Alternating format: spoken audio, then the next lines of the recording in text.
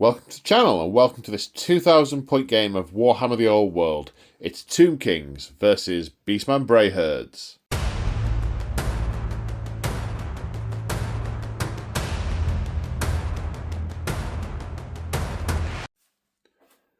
Today on the channel, the War of Cetra's Fury rages on as the forces of the Tomb Kings push ever north. They enter Karnos Forest, heading towards the dwarven holds of the dwarven kingdoms as opposed to the dwarven holds of the elven kingdoms. That didn't make plenty of sense. I digress. And in pushing through the forest, they encounter packs of ravenous beastmen. Affronted by this invasion of their realm, they care not from where the blood flows. They're hungry and want meat. But the Tomb Kings have obviously got plenty of that. But they're up for a fight anyway. That's the key thing is Tomb Kings coming into their back garden. They're not having it. Fight. So yes, we have some dwarven ruins at the foothills of those mountains, long since abandoned. Some woodedy areas. They're just starting. This is where the woods and mountains start to meet. We are playing Breakpoint because at a recent narrative event, Breakpoint proved incredibly difficult for anyone to beat the Tomb Kings at because they keep getting better, and I want the challenge. And I'm joined today on the channel by Gambit. Say hi, Gambit. Hi, Gambit. Tomb Kings. Yes, still, because I haven't painted anything else, but yes. 2,000 points. 2,000 points, ready to go. We get to see a dragon for the first time. Definitely, yeah. Quite excited about that. See whether he stands up or not, but... Yeah. But I like the idea that my bones might make a light broth rather than something else. Well, I was thinking I could make some joke about sort of gnawing on the marrow, but yeah. I don't know how much marrow would be left after this long. Probably not a lot. You will probably make excellent decorative pieces for our staves, headdresses, and chopsticks and other accoutrements. Yeah. Indeed. So we'll definitely find a use for you. It's always good to know you've got a purpose. Once we've smashed you to bits. Yeah, we'll see about that. If you do smash it to bits, there's a good chance I'll just get back up again. Not if we smash the right one to bits. Got to smash the big one on the dragon. We smash that to bits. There's going to be problems. Yeah. I'll try not to make a rude joke, but that's okay. Yes. It's okay. Yes. Good. Well done. Family friendly. So yes. So we are playing. Breakpoint. So a few things on Breakpoint. We have to start 9 inches in from the edge. We can be 18 inches apart in the center, so we can start closer together. And we work out the total unit strength of our armies. If at the start of any turn we are below a quarter of that unit strength, we've broken and we run off. Now, in glorious Technicolor, the Beastmen have 128 unit strength, so their breakpoint is 32. The Tomb Kings have 116 unit strength, their breakpoint is 29. Although the admin around this, given the Chumbawamba effect of the Tomb Kings, is going to be interesting and very much your problem. Question mark. Your problem, yes. You can do the maths. Okay, Splendid. So that's gonna work well. Right, so on that note, let's take a look at the armies.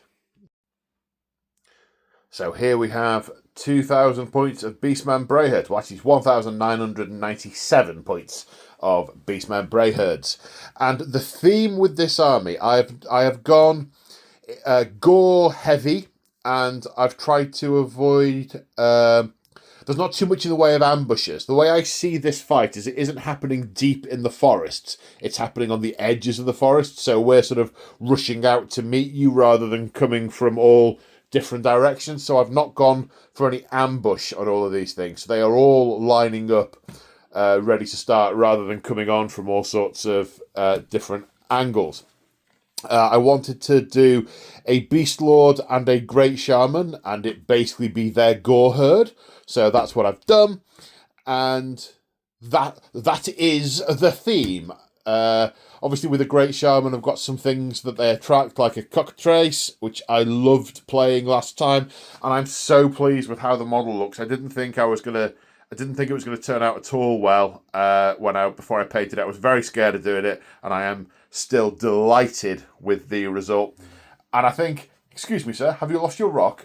I love him. I think he's great. I want to get another one because there's another variant where he's not holding a big sort of wood elf type rock. He's holding like a human statue to lob. Cool. So I do want to get another one of those. It's not subtle, is it? What his intentions are, no. But then it's not a subtle army. Indeed. Well, it's not subtle, but it can ambush a lot. They're rushing in from all quarters. A lot of stuff can ambush. So, what have I gone for? So, I've got a Beast Lord. He's got the Axes of Korgor, which are a set of paired weapons that give him extra attacks and stuff. I'll cover that when he's fighting. He also has full plate Chaos Armor and Gnarled Hide. I wasn't going to give him the Gnarled Hide to max out his armor save, but I had 15 points spare and I could not find anything else to spend it on. So he has... He's a 250 point beat stick. He's got all the attacks. He's got a 3-up save and a 5-up ward in return. He should be a bit of a unit. Saying that, Dragon will probably bite him in half in one go, but we will see. Right, then we have the Battle Standard Bearer. He is wearing heavy Chaos Armor, so he's got a 5-up save with a 5-up ward. And he is a many-limbed fiend. He has an extra limb, although you can't see it modelled on, but it is there. It's an invisible extra limb. But it has to be made with a hand weapon, but because he has a hand weapon and foe render, that's all going to be at AP 2. So, looking forward to that. The Great Bray Shaman. I want to try all the toys, and I don't want to go for the same thing every time. I've done a game where I did lots of different characters and all the magic stuff. I've done a game where I went for all the seamless. No one saw it. When I went for all of the standards and stuff. I want to try out all the different things. I don't want to just take Hag Tree Fetish and Viletide every time. So today he has got the Plague Chalice, which is a filthy, nurgly cup, and he drinks from it every time he casts a spell. If he rolls any double, it becomes a perfect invocation, and he takes a hit, which might make him quite poorly. In terms of spells, I've gone for Devolve, because I like the idea of turning the skeletons into pigs. Yeah, pigs! Now, the thing with Devolve is it doesn't physically change them as such. It doesn't have to be that. It can be the diminishing of their intellect and confusion and so on. Delving into their enemy's minds, the shaman manifests the savage and animalistic parts of their psyche until they are no more than growling beasts. So I like the idea of killing skeletons with Devolve. And a lot of the skeletons have got quite low leadership anyway, so that should work quite well. Gone for Demonology for him. He's level 3. I totally lucked out with the spells that I picked. And I got Demonic Vessel, which is a self-enchantment, which will give the unit +1 strength and attacks, and an extra point of AP that is weird. So that is nasty. And he got Demonic Vigor, which is an enchantment not self. Target unit gets +1 movement, toughness, and initiative. So he is a buffing machine with some magic missiles. Then we have a Wargore with heavy armor and a big axe. Just no other kit. He's just there to smash stuff. In terms of units, we've obviously got the best Gores. They are the best Gores. 2 what are they? Tuskor chariots. They have Bestigors on them, hence the things. And they're proudly waving the elf heads that they killed not so long. I don't know where they found them or how they've not gone off. Maybe they have a fridge somewhere that they keep the 7 elf heads in. Either way, they're Bestigors on chariots. So all the best Gores. 2 units of Gores. one with shield, sword and board, one with 2 hand weapons. Both the unit champions have got great weapons. A unit of 30 Ungors, the little horns, with thrusting spears. And then we have the Cygor and the Cocktrace. Cocktrace has got all the upgrades. It's got the acid breath and the poison attacks. And the idea is that it's basically stick characters in units, except I don't want to put the Great Bray Shaman with the Ungors. Feels it feels insulting. And I don't think the Wargore can go there. It feels insulting. So probably I'm going to put those in the same unit, and those are going to be on their own. What other stuff is there that I have? I think that is it. Anything I've forgotten will come up during play. That's 2,000 points of Beastmen Brayherds. Let's take a look at the Tomb Kings. And here we have 2,000 points on the nose. Yes, bang on. On the nose of Tomb Kings of Khemri, and they look glorious, sir. Absolutely glorious.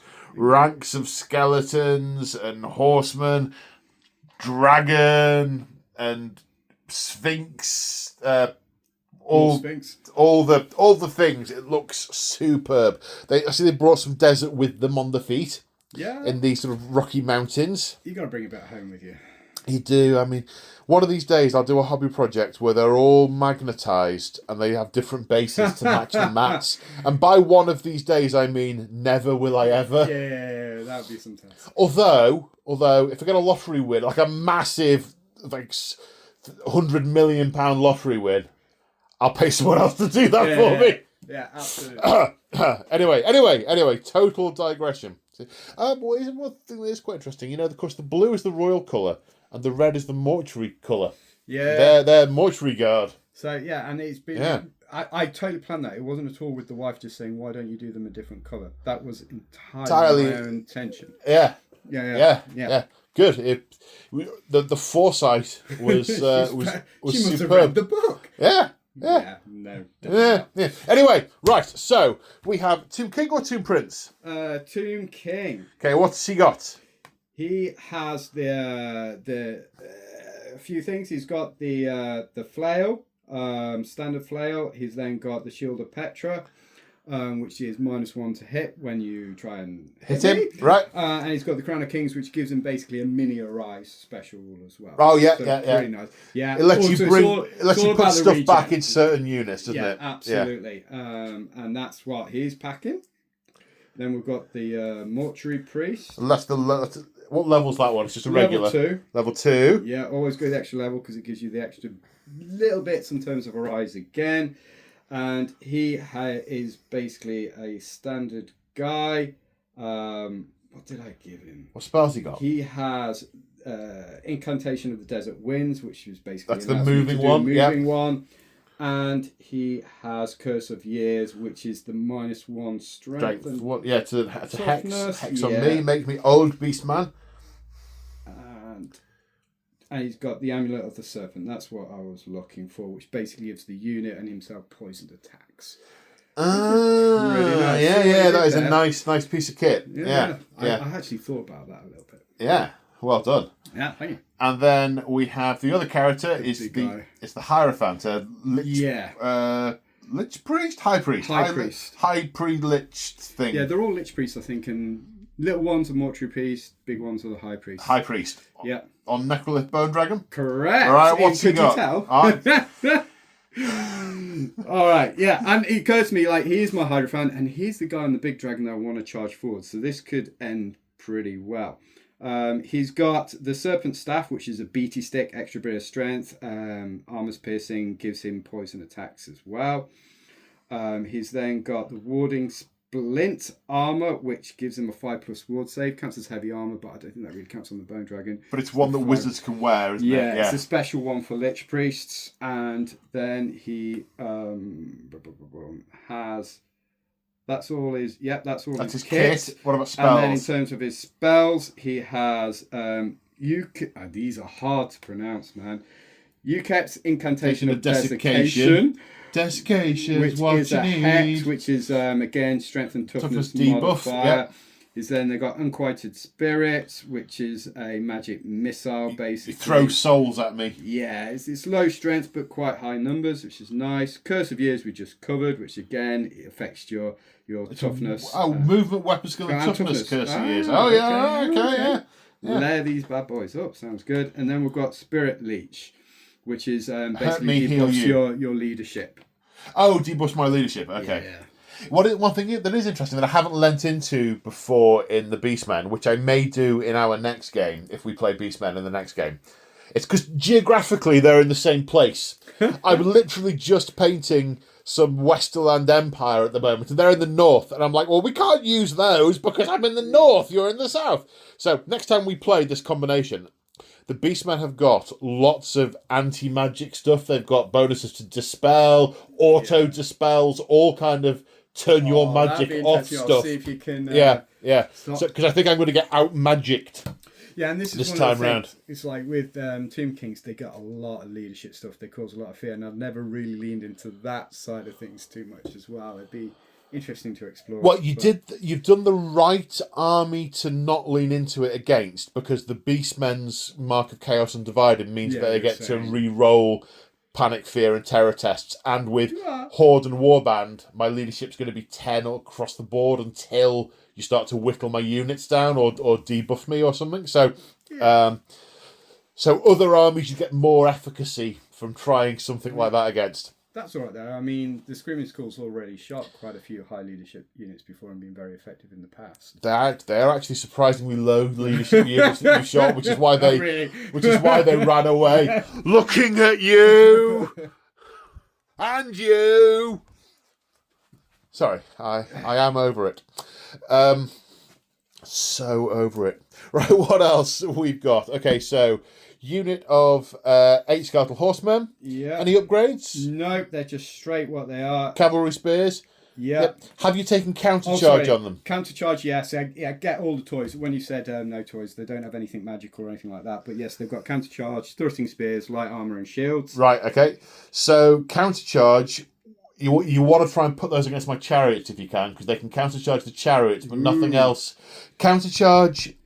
It's got to be against certain things. It's not against everything. I totally knew that. So we'll check the list for you so you know when we're deploying. 19 skeletal warriors with thrusting spears, shields, light armor. Yeah. 19 skeletal warriors, thrusting spears, shields, light armor, and an extra guy who's just followed along for good measure, but he'll fall apart before the game starts. Any? So these guys have the icon of the Sacred Eye, which gives them +1 to their weapon skill. Right, so their weapon skill 3. Yeah, massive weapon skill 3.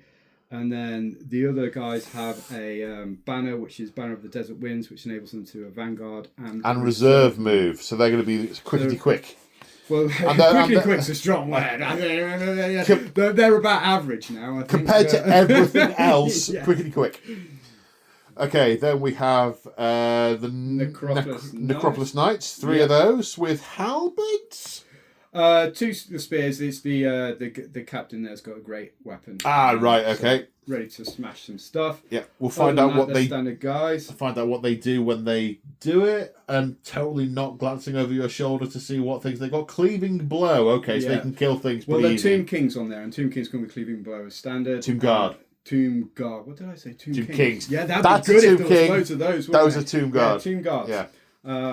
But yeah, and then snakes get poisoned attacks and a few things like that. Okay. Well, speaking of Tomb Guards, this is a War Sphinx that's got 4 Tomb Guard on it. Yeah. So they have all those toys as well. And the War Sphinx has got the fiery breath upgrade and the poison attack, the poison stingy tail. Yeah. So it's got a breath weapon there, which is festive. Well, that's a good point. The dragon gets a breath weapon as well, in case you didn't know that. Bad gambit. Bad. The dragon gets a breath weapon. Yeah, he sort of sneezes dust all over me. But my flying cockatrice, no puns, has a breath weapon as well. So there's going to be lots of flying around and breathing on each other. Moving on. 2 units of 16 archers. Yeah. A I'm surprised you haven't experimented with skirmishing archers that you can arise around the place. I say I'm surprised. I'm not in the least bit surprised. You probably don't know you can do it. I've got the book. Then Screaming Skull Catapult, which I love. Yeah. And a Tomb Scorpion. Yeah, you've got to have them. They're really good. Yeah, is that going to be a rising or is it going to be scuttling along? Because the reason they arise is they get buried under the sands of Khemri, and then when people invade the land of Khemri, the priests make them rise up from the sands of Khemri to jump on unsuspecting people. So this is your way of making the me feel Dwarven so Mountains. If now I have to put it on the table, or I can reserve move it on. Or you could. I am only joking. Use ambush for it, but you. I pay 5 points for that. Oh, do you have to pay for the ambush? Yeah, right. Okay. Yeah. I hate you a little bit right now.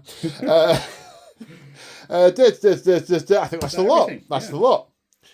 Okay, let's go on to deployment. Let's do it. Da, da, da. So here we are after deployment. On the left for the Tomb Kings, we have the Skull Catapult, the Necropolis Knights with a unit of archers behind, the Mortuary Priest's Guard with the Necrolith Dragon behind, some archers in the woods, then the Prince and his warriors, the Horsemen, and then the Sphinx over here on the right. And the Scorpion is burrowing. Yes. He's burrowing. He's tunnelling. It's like the Great Escape. Yeah. Etc. Right, talk me through the rationale behind your deployment, please, sir. Well, that really assumes that I'm thinking that far ahead. But the plan is, I've got a little bit of a core, which is going to slowly meander forwards. I'm not really sure how it's going to tackle a lot of stuff there at the moment. And then I've got some swifter units on the side, right? So quite simple. Core, fast things on the side, bit of heavy hitting, see if I can come around. I also think you're slightly weaker on this side. So I've got a bit more heavier stuff maybe on this side, so we'll see how that balances. You're trying to refuse my flank. Yes. Yes. Well, there is some logic but there, you've tried to keep the Bone Dragon away from those and those. Because we had a conversation about that. It would make the 5 and their high. It would make the game short. Yes. It would make the game short. You did think about putting it. The dragon jumps over. They are dead. Army falls apart. Yeah. Home in time for tea and tiffin. That'd be quite nice in this way. But there you go. Yes. Well, my deployment was chariots in the centre, straight up, smash into something, then die. Then gauze. Massive mobile rock lobber at the back, ready to throw rocks at the big units. Put the cockatrice on the left flank. The idea being to sort of sneak him round and flank at stuff or come in and nibble at things once battle is actually joined. The Ungors, who really cares what happens to them? Small horn fodder. Then in the centre we've got Gors with shields, Gors with 2 hand weapons. The hand weapons have got the Battle Standard Bearer, the Wargor, Beast Lord. The Beast Lord is in with the Best of Gors. The Bestest Gore is in with the Best of Gors. Yeah, strap yourself in. There'll be lots of jokes like that. Right. Then the Shaman and the Wargor are in with this unit. And it doesn't look like that much when it's all down like this. It's No, I was thinking the same thing from my end of the table. It was like it's all kind of... I think you've got a big beat stick. I've got a big dragon. There's a few... And I've said it a few times. When you deploy your army, you don't so much think about the strength of your army. Yeah. You see the weaknesses in your own units and what may or may not happen to them. So, it'd be interesting. You finished dropping first, so you get +1 to the roll. And we need to roll for first turn. Good luck, sir. Good luck. Woohoo! I get first turn. Okay. Blow the horn. Beastmen Brayherds, turn 1. So we're in the strategy phase. There were a couple of vanguard moves. The the banner of Desert Wind, Desert Sands, Yeah. the banner of Imhotep has let him come forward 4 inches. The skeleton horsemen have been a little more hesitant. They've come forward less than their full distance, but they don't want to be charged in turn 1. They're a lure. Come forward. And because I am basically just going to run forwards and see what happens, I have decided I'm going to try and cast my spells, because when I'm forwards, I might end up being got at in the flanks by some of the faster stuff. So, first off, I'm going to try for Demonic Vessel. Casts on a 10+. That's an 8 plus 2 for my wizard level is 10. That is successfully cast, unless you wish to try and do a wizardly unbind. Might as well. There's no reason not to. So let's see what happens. You get +1, so you do a total of 10. That is a little short. I think. Can you miscast? I think I've outclassed you in the art. I think this hasn't come up before, but I think I may have just beast slapped you. One moment, we need to consult the book. Yeah. Roll immediately on the miscast table. You want high. What? You want high. You don't want low. Say, why not? What could possibly be 2 dice, right? 2 dice. Yeah, you want high. Do not get low. That's a little low. That's fair low. Calamitous detonation. That doesn't sound good. Roiling magic explodes from the wizard in a flash of light. Center a 3-inch blast template over the wizard. Every model, friend or foe, whose base lies underneath the template risks being hit and suffers a single strength 6 hit with an AP of -2. Ouch! Could have been worse. If that was a 4 rather than a 5, it would have been a dimensional cascade, which would have been a 5-inch blast template and a strength 10 hit. So, template time. Okay, so after applying the template, the Lich Priest is hit, 2 are definitely hit, and then 3 are partially hit. So the partially hit ones, do you want me to roll to hurt you, or do you want to hurt yourself? I'm going to try and hurt myself. Okay, I feel excellent. that's the right way to do it. 4 pluses for the 3 that are partially hit. Oh, you failed to hurt yourself. Okay, a strength 3 hit will hurt the Lich Priest. What's his toughness? Oh, that's a good question. 1 second. I think it's toughness 4. 4. One moment, caller. Toughness, no, 3. 3. Okay, he'll be wounded on a 2. Come on. So he takes a wound, but he has got a regeneration save Of 5 or five? 6? 5, okay. No, takes a wound. He's got 1 left, presumably. Yes. Okay, and the other 2 will be wounded on 2s. Yay! And their AP of -2, which goes through their shield and light armour. So 6 is to regen. No. No. Okay, so 2 of them die, and the Lich Priest takes a wound. From me casting Demonic Vessel, which now gives me... where'd the card go? Does that count as first blood? No. Wrong edition of the wrong game. Yeah, Demonic Vessel, so I'm now +1 strength, +1 attacks till the end of the turn. And you get...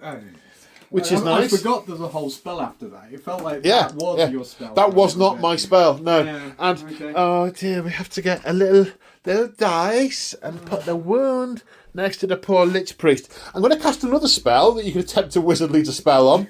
I mean, it can't happen twice, right? No. Well, I haven't cast it yet. I'm going to attempt... I should have checked which dice they were. attempt Demonic Vigour, which casts on... That's a 7 plus 2, 9. It's cast on a 9. So you need a 9 or more with your +1 to unbind it. No. Well, you haven't unbind it, but you haven't exploded. Yeah, I consider that a win. Okay, so Demonic Vigour on the Gauze with the 2 hand weapons. So they are +1 movement, +1 toughness, +1 initiative. Nice. Until the O. Right, okay. They're both until the end of this turn. So it was utterly pointless.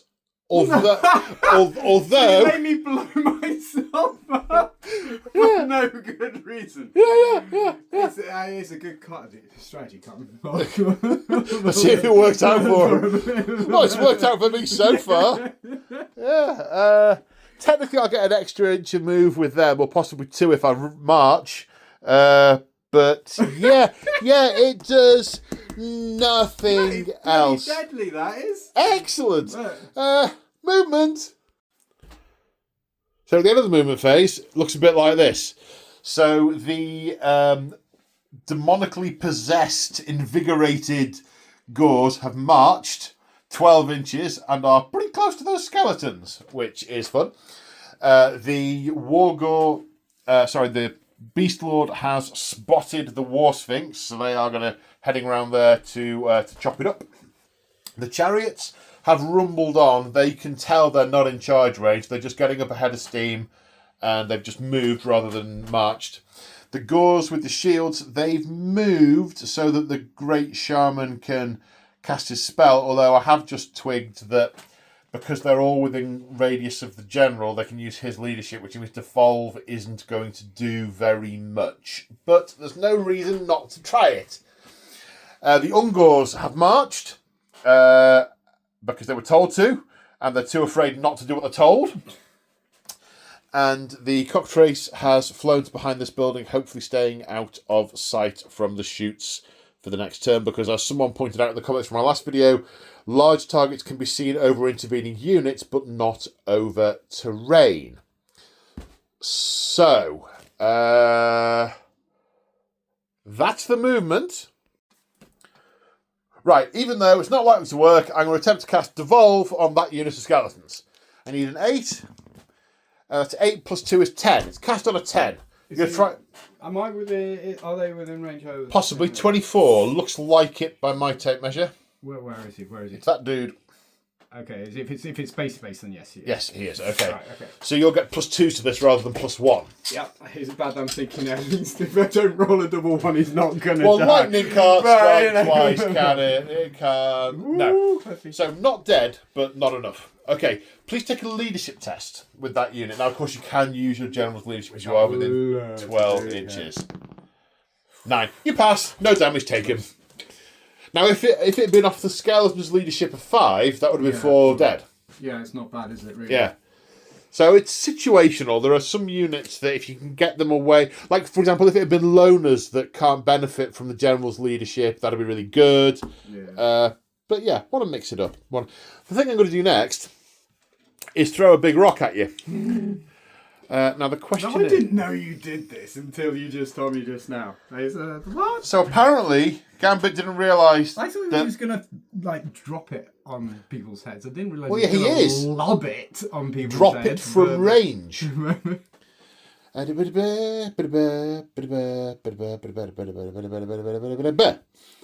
I think, yes, over here.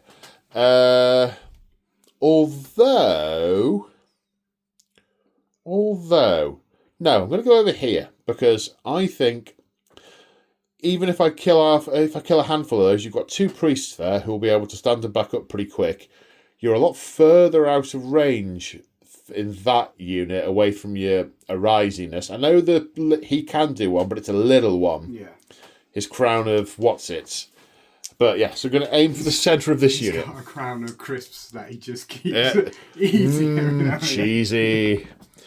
2 inches from the centre. So, template time. Right, we have 3 fully covered and 2 partly covered, which will be hit on 4s. One of those is hit. One of them is under the centre of the hole. Yep. That's a strength 8 hit, which wounds. Oh, okay. Minus a boatload of AP. Let's see if the regen kicks in. Well, it's multi wounds, but that's all right. It's failed anyway. Then the other 3 are strength 4 will wound on 3s. That's 2 at AP. I need to check. -1, so saves of 6+. Come on. Then regen. I'll go get one of these. No, so that's 3 killed. Yike. And that's it for my turn. Tomb Kings, turn 1. So we're in the command step of the strategy phase. First of all, the Crown of Kings lets the Tomb King cast Arise. It's a leadership test first, which is passed. His leadership is 10, and it does D3 plus 1. Plus 1, correct. 2. He brings back... He's restricted in the units he can bring it back to, but he can bring them back to skeleton warriors, and he has skeleton warriors to bring it back to. Right, next there's My Will Be Done and More Arises. What are we doing next, bud? So we'll do Arise on the Mortuary Priest on his good self. So it has to be his leadership, I believe. Can't be the general's leadership. Correct. Yeah. Okay, let's go for it. So his leadership 7. Ooh, Yeah, that's passes. D3 plus his wizard level. I think with a character it might be just 1, but he's back up to his 2 wounds anyway. Oh, you're doing it on himself? Yeah. Right, okay. Yeah, because okay. I want him alive. Right? Yeah, it's definitely at least 1. Yeah. Yeah. So, and then it's the With big his fella at the leadership back of 8. who's going to go straight into this unit to try and Uh-huh. bring some of those two guys back. Yay. Yes, D3 plus his wizard level of 4. 4, so... Yay. So he's brought back 6. Yay. Can you go over? No, you can't. That would be nice, wouldn't You it? can't. No. Okay. So this is why the admin at the end of the game is going to be... Maybe we should we'll do the admin at the end of each battle round and see how the numbers fluctuate. Right. Now it's got My Will Be Done for the Tomb King. So you Right, can so choose between initiative, movement and weapon skill, can't That's you? a good one, because I could go for a charge, but I think I'm going to go weapon. Yeah, I'll do it first and then I'll decide. Is that how it works? Yeah, I think so. Okay. Leadership test, Okay. is it? Yeah. Passed. Passed, and I'm going to go for weapon skill. Weapon skill on your own unit. Yes. So they're weapon skill 4 now? Have they got the other one? They've got the banner to... So they're tied with me now. Yeah. Okay. Right, so that's... Oh, no. It's the conjuration step now. You've got a hex to do, or hexes? So this is where I Hex really... high? You might want to pause for a second. No, okay. First of all, the High Priest is going to attempt the Incantation of Desiccation. Needs a 9 with his +2. Come on. That's 6 plus 2 is 8, not Oh, 9. No. Right. Then, does he have any others? He does. He's going to go for Curse of Years, which needs a 9 again. And who's that on? That's good. It can only go on the one unit. 'cause it's Same got range range? of 15, yeah. All right. So this is -1 to your movement, weapon skill, and toughness. Well, see, he cast it first. Okay, that's an 11. I'm going to try and unbind it with my +2. 8, 9, 10. So that is cast. Okay. So that's -1. To strength. Sorry, -1 to movement, weapon skill, and toughness. Movement, weapon skill, toughness. Okay. And then I'm going to go for Spirit Leech, which is a -2 to your leadership characteristic. And Same unit. Yeah. Is that a got hex? range of 18. Yep, still a hex. Now, is that one of the hexes that says when you cast it, it instantly dispels other hexes? No. Does it not say that? No. Oh, you're all right then. But you can't use your inspiring leadership, but your general's all the way over there. Okay. Okay, Ray, so this has gone on an 8. 4, That 5, 4 plus 6 is 2 8. is 8. I will try and unbind it again. 8, 10. No. Okay. They're only young goals. Done for now, and then I'm going to move on to the Mortuary Priest and consider what goes there. So the Mortuary Priest is going to attempt Curse of Years on the Gauze. Okay, needing a 9. Needing a 9. That's a 10 plus what? What? You're wrecking the place. Keep Okay. going on. 10 plus 1. I will attempt to unbind it.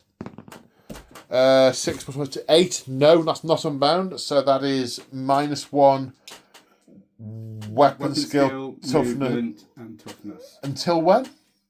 Till Tuesday. End of this turn. This turn. Yeah. So Right, okay. probably bit. Yeah. But never mind. And then I'm going to go for Incantation of the Desert Wind, which ultimately lets me do the reserve move, which is cast on a 6 or a 10. If you get a 10, then it Affects air multi-units, everything. yeah. So Okay, 5 plus 1 is 6. That is cast unless it's not cast. Ha! I slap down your magic and make you explode again. That's a bit annoying. Yeah.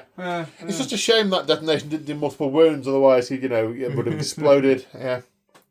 I do like the way they're back to full strength there. Uh, It does make me No, sad. Apart from one. no. One You're there. not back to full Yeah, strength. that There's was one guy good. dead. There's Right. one guy dead. Okay, And now I need to consider. where you're going to charge.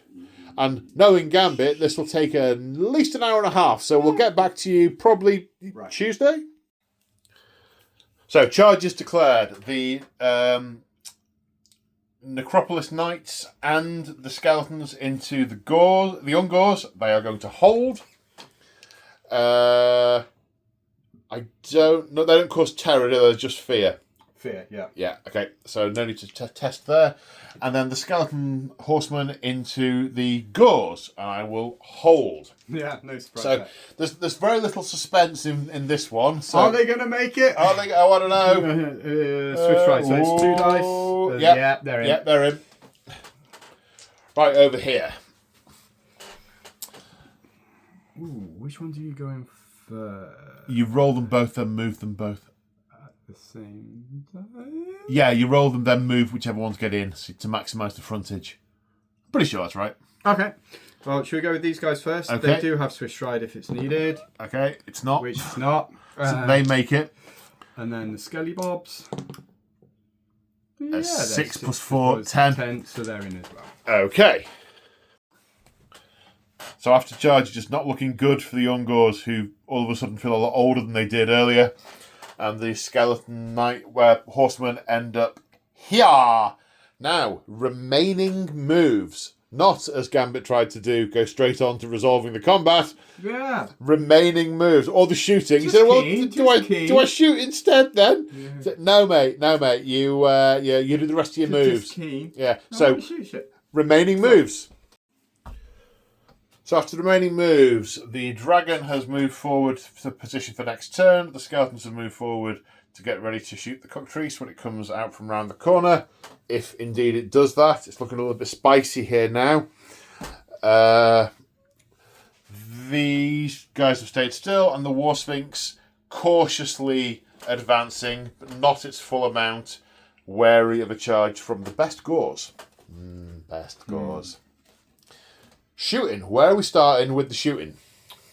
Okay, so skeletal archers. Yep. Shooting straight forwards. Okay.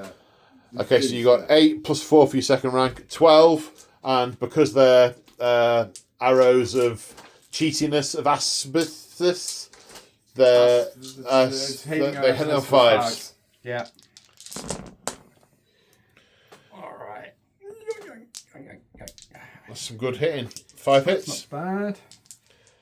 Now my toughness is 4, but I feel older, so it's down to 3s, so 4s.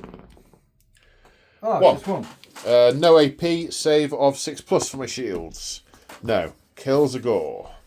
Okay, and then stone thrower. The Screaming Skull Catapult. Yeah, that one. Is targeting the same unit, so lob your scasser as close as you can get it. 18. But have you... Hang on. Have you paid for the super special skulls of... What's it? Skulls of the enemy. Do you want to put Puts it there. It's within 2d6 of it, I think. I think it is. 7. So that is That should clip a few. both chariots and this unit. They're -1 leadership now. Until when? I need to check. Okay. So these guys are all at -1 leadership until the start of your next turn, so they'll be through my turn as well. The Tomb Guard and that War Sphinx all have war bows. Yes, let's shoot some of those in. Hitting on 4s. Sorry, 5. 5s, yep. 5. 1. Wounding on a 5 because toughness 4. No. Thunk. Okay. Fired. Shot. They haven't got a On a target, break. have they? Yeah. Fired. Okay. It must be combat. It must be. This is going to be fun. Right, which combat we're going to do? I'm going to do the one which... You want to end on a high? Yeah, let's get that one out of the way. Right, okay. First off, I need to make a fear test. 16 is your unit strength. Mine is higher, so no, I don't need to make a fear test. Oh. Your initiative is, I'm guessing, 2 plus the 3 for charging. Yes, I'm just checking now. Initiative 2. Okay, I just need to check the initiative of my battle standard bearer. So I do have to make a primal fury test, though. I need my leadership or less, which is currently 10, which is passed. So I'm subject to primal fury. Splendid. I'm quite cross. Very good. Okay. I'm quite cross. Right. But your stuff's all before mine. So you've got 4 horsemen, one of whom is a champion, so I'm assuming that's 5 attacks. Correct. Your weapon skill is 2. Correct. Mine is 4, so you're looking for 4s. The horses are exactly the same. The strength's higher with the spears because you've charged. Oh, yeah, good point. Okay, so looking for 4. Looking for 4s, so that's 2. 2. Strength 4, toughness 4, so you want 4s? No. Oh. Right, 4 horses. Not 5 horses, 4 horses. He's not riding, the champion's not riding 2 horses. So that's 2 hits. Strength 3, toughness 4, 5s. That's 1. I have no armour, so that kills a guy. You've killed a go. Do do do do do do do do do do do do do. Killed a go. Sorry, some kind of Beastman rhapsody. Right, my first is on list of 4. Is the Wargore with his many-limbed fiend. He gets an extra attack. Weapon skill is 5. Yours is 2, so I'm going to hit you on 3s. Or is that 2s? Hang on. Check the chart for that one. I think you might be on 2. Need chart face. Attacker's weapon skill 5. 2s, yeah. So 2s, but because of Primal Fury and rerolling 1s, it's a lot of 2s. Strength is 4, toughness 3, so 3s. With AP of -2 because I have foe render. Okay, so then it's straight to 3 regen Regens. saves, yeah. which I make 1. 1 of. So put a dice for the kill for the 1 regen and 2 die. These are the ones where I really over magnetize the base. Yeah, you pull the skeletons to bits when you try and move them. There we go. There we go. So I lost a gore from the front rank, so I've got 1, 2, 3 with 2 each. Oh no, the champion's got the great weapon, so he's going to be last. So it's 3. No, not 3 each, 2 each. 1, 2, 3, 4, 5, 6, 7, 8, 9. Okay, so 5 attacks. Hitting on 3s because I'm weapon skill 4. Rerolling 1s for Primal Fury. Strength 3, toughness 3. 4s. Whoa. 1, 2, 3, 4, 5, 6. 6 saves of 5 plus. There's no AP on these. Okay. So 5 to 6 is 1. And then this is going to 5 be... regen saves, yeah. Oh. No, 1, 2, 3, 4, 5. Then the unit champion with his great weapon will hit on 3s, reroll the 1s. Strength 6 will do for it on a 2. No. I was going to hope you passed that so we didn't have to do the rest. There is 1 left. Well, I mean, on the plus side, I've won by 1, 2, 3, 4, 5, 6, 5. I've won by 11, so you take 11 extra wounds. I don't think we'll do the maths. Yeah. That didn't end well. Okay. I will attempt to overrun. I'm not going to try and restrain. Oh, should I restrain? Can you with Primal Fury? Yes, I will restrain and reform, but I don't get to use my enhanced leadership. Because you can't use the bonuses to being mad to restrain. So the Wargore is going to try and restrain. Need a 7 or less. Oh, you need... Passed. Oh, it doesn't matter anyway. I was going to say you need your general, aren't you, as well? Yes. And I think I could reuse the Battle Standard Bearer's role for it, but I don't want to go charging off. What I think chariots are for. That's a bit of a shame, because that was the entire point of that, was just to try and bring you forwards a bit more. Yeah, I know. Never mind. Yeah, I know. But don't worry, you'll be happier in a minute. Okay. Right, your highest leadership over here. You got +3 for charging, so it's going to be higher than mine. I've lost weapon skill, initiative, and toughness, have I? Correct. Okay, so my initiative's currently 2. So all your stuff's happening first. Yay! Right, first up we have the Necropolis Knights, but not the unit champion because he has a great weapon. 2 attacks each, weapon skill 4 versus 2 now because I feel creaky. Yeah. So hitting on 3s. That's not full. Oh dear. Right, let's hope the Necro Serpents can do Right, better. what's their initiative? Their initiative is also 3. Right. So they go next, and they've got a weapon skill of 3 though, but it still hits on... Weapon skill 3 will hit me on 3s still. because my weapon skill's just been Okay. debuffed to 2. But they also have 3 attacks, so I should need to get more dice. Although, we missed this for another one. So he's not in base-to-base contact. Oh. So this model gets a maximum of 1 per model, rather than the 2 you just had. So 3, 3, 1. Some might say it's calm. Right, so hitting on 3s. Yep. All right. Now, these poisoned? They are, yeah. Right, so put that 6 separate. Right, what's the strength? The strength is 5. 2s. They're all 2s. They're all 2s. And this one, 2. 2. Okay, so that's 5. Any AP? No. No. Okay, so 5 saves of 6 plus. No, kills 5. 5 are dead, however, should have tested for Fear and Primal Fury. However, 20, 29, 30, you don't have them, and we didn't have to test for Fear. Primal Fury, given my leadership bonus, that is a pass. Sorry, just admin in the right order. Alright, so should we go with the Great Weapon? No, you want to do the Skeleton Warriors next. Oh, there's a Lich Priest in there as well, isn't there? The Lich Priest, if I remember rightly, does not have a great combat line. No, he does not. No. Well, he's not in base to base, so he will get 1 attack. So if you've got him in front of you, do him now, yeah.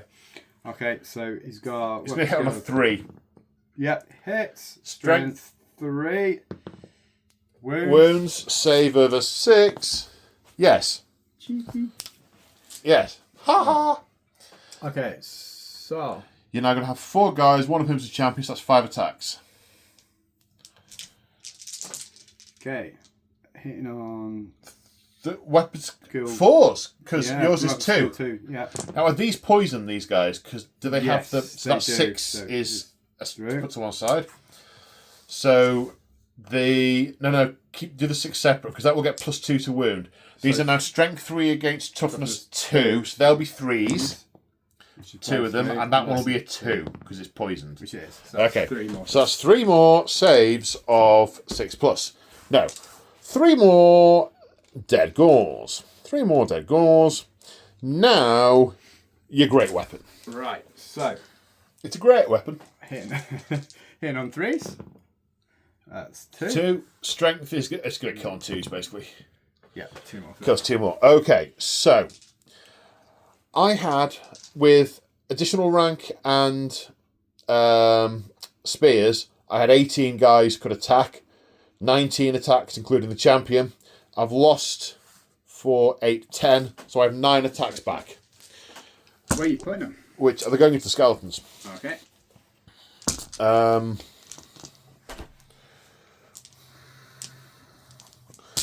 attacks back into the skeletons. My weapon skill is down to 2, so I'm hitting you on 4s, rerolling 1s.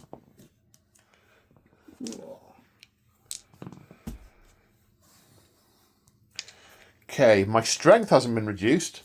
Nope. So my... Oh! Just realised, with thrusting spears, my initiative should have been 4 at the front, but it makes absolutely no difference. Strength 3, toughness 3, wounding on 4s. Okay. 3 saves of 5 plus. Okay. That's 1 and 2 then regens. No. No, so that's 2 dead. Down. Right. Combat resolution. Let's work out yours, shall we? You killed... Did I say 10 or 9? 10. You said 10, yeah. You killed 10. You got a banner. You've got maximum 2 ranks. Another rank. Another rank. You now outnumber me, and you are infantry. You are close order with a... you are close order, Skeleton Warriors, aren't they? Yes, yeah. Close order with a unit strength of 10 or more. I think that's your lot. I'll say that's your lot. That's 14. I killed 2. I have a banner for 3. I have 2 ranks for 4, 5. So what did I say? I had 14. I've lost by 9. So my leadership is currently Ungors are 6 because I've got the champion, 7, 8 because I've got 2 ranks.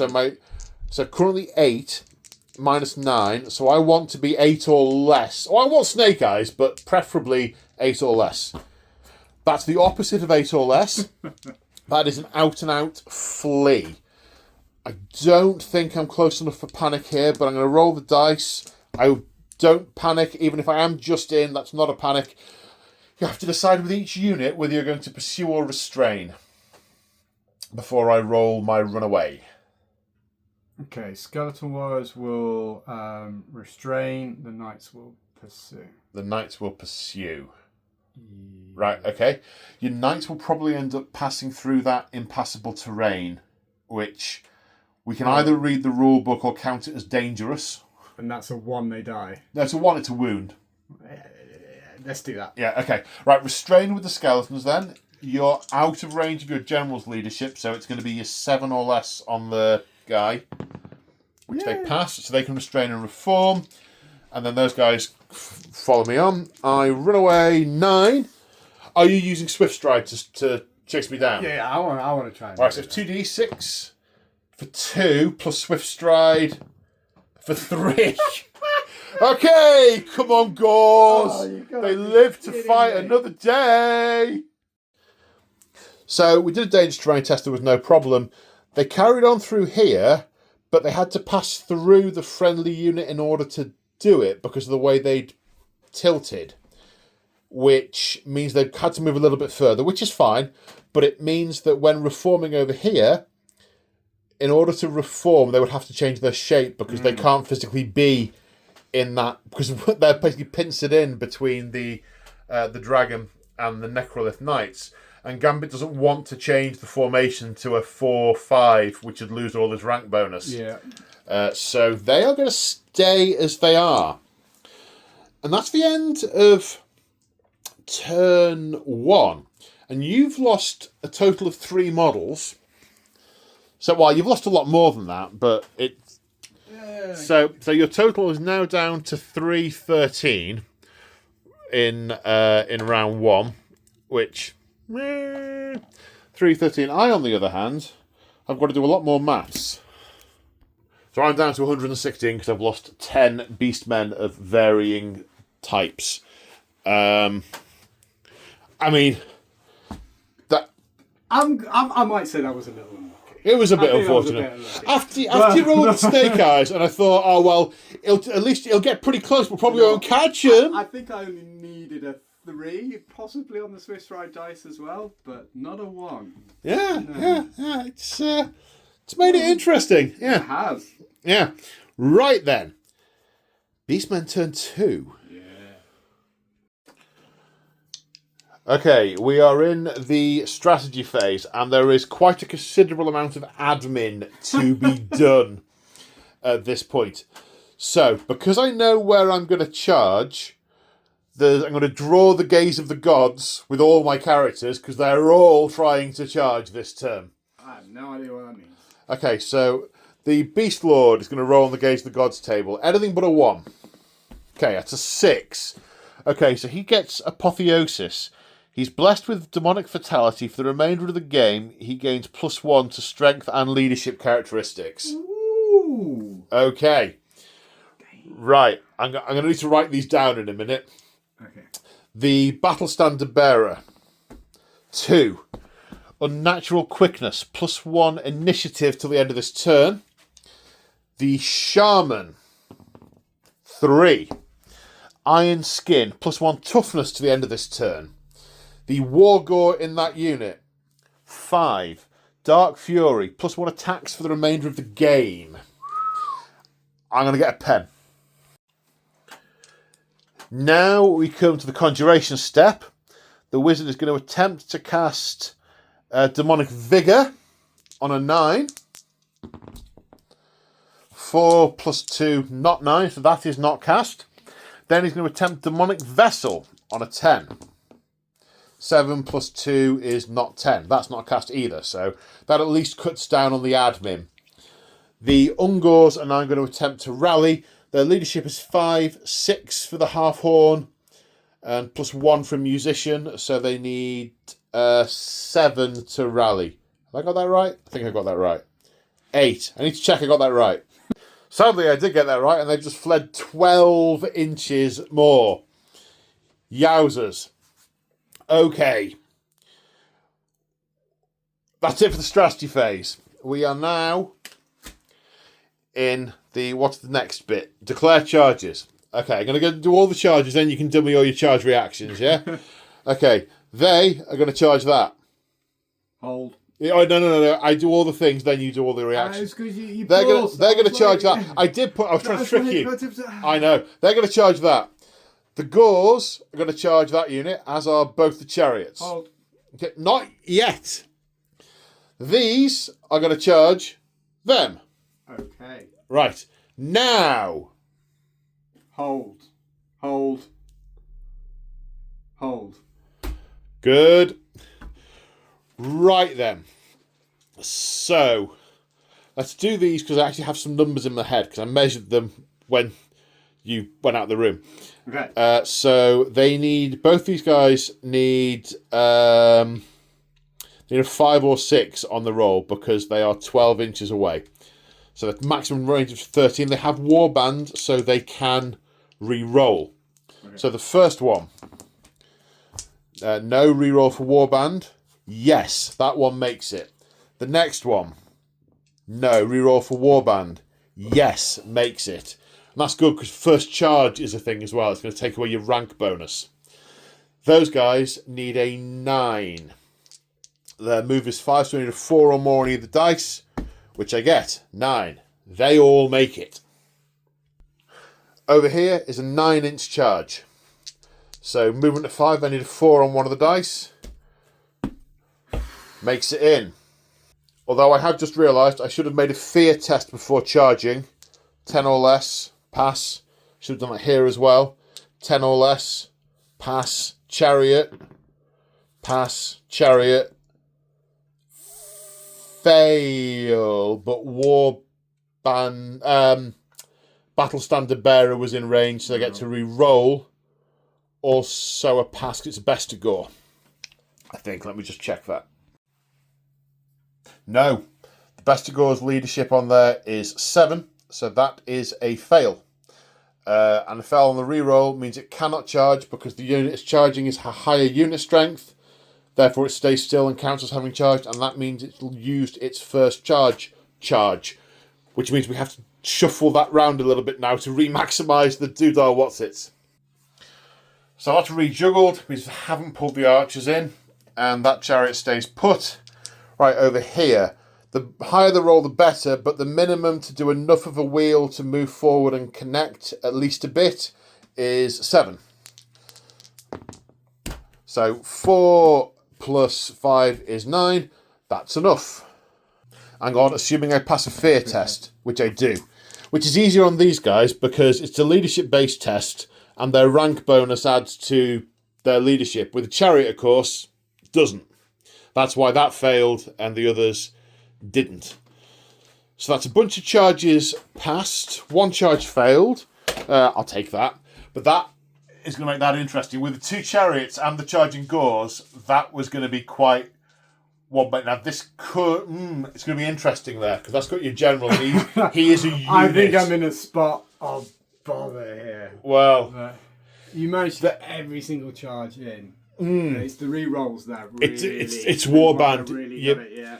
Yeah. And my army wants to be charging. I get bonuses for charging. I was hoping I just managed to keep you out, but the re-rolls get you in. So now my remaining moves, Chariot can't do anything, but the Beastie Boys can. Let's see what I can sabotage. Not a lot of other moves. The Cygor has positioned to throw a rock at the biggest source of magic on the battlefield, because that's all he can see is magic. So he's going to do that. And the cooked trace has marched to position for either a next turn charge or a next turn vomit, but is inside the minimum range of the Screaming Skull catapult. So might get shot with a bunch of bows next turn, which might be enough to kill it. It's not that hardy, but maybe that's enough to keep it out and just to be irritating going forward. Right. Excuse me. Have you lost a rock? 8 inches from the centre. Ooh, That's actually quite that might be a thing. significant. That might be a thing. Tape measure time. That was 3 of the archers partially clipped. Hitting 2 of them. Strength 4, toughness 3 for 3s. 1 AP -1. So, 1 regen. Yep. No. Oh, got an archer. Ha ha. Right. Now it's time for combat, which is going to be most straightforward. Let's go right to left. Let's start over here. That means I've got to look it up. It does indeed mean the stuff needs to be looked up. Right, we'll start over here. First of all, Primal Fury. That's a pass, and it's a double. And the Beastmen chieftains have Blood Rage, which means doubled makes them frenzied. So, not only am I re-rolling 1s, that gives me an extra attack, taking him to a total of 7 attacks. 4 for base, 1 for Apotheosis on the Gift of the Gods, plus 1 for the Axes of Korgor. Yep, Korgor, and 1 for Frenzy. Your weapon skill is... say 2. Go on, say 2. Well, the War Sphinx is 4. Oh. It's more than I thought, actually. Yeah, that's pretty good. That's pretty good. So I have weapon skill 6, so I'm going to hit it on 3s, re-rolling 1s. It's 5 hits. Because I apotheosized, my strength is now 6. Toughness 6. Toughness 6, so wounding on 4s. But with the Axes of Korgor, I re-roll 1s to wound.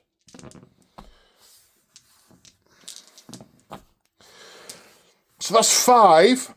Oh my god, that's 5 at AP -2 for the Axes of Korgor. So it goes right through. The War Sphinx has got to save better than that, surely. No, it's 5+.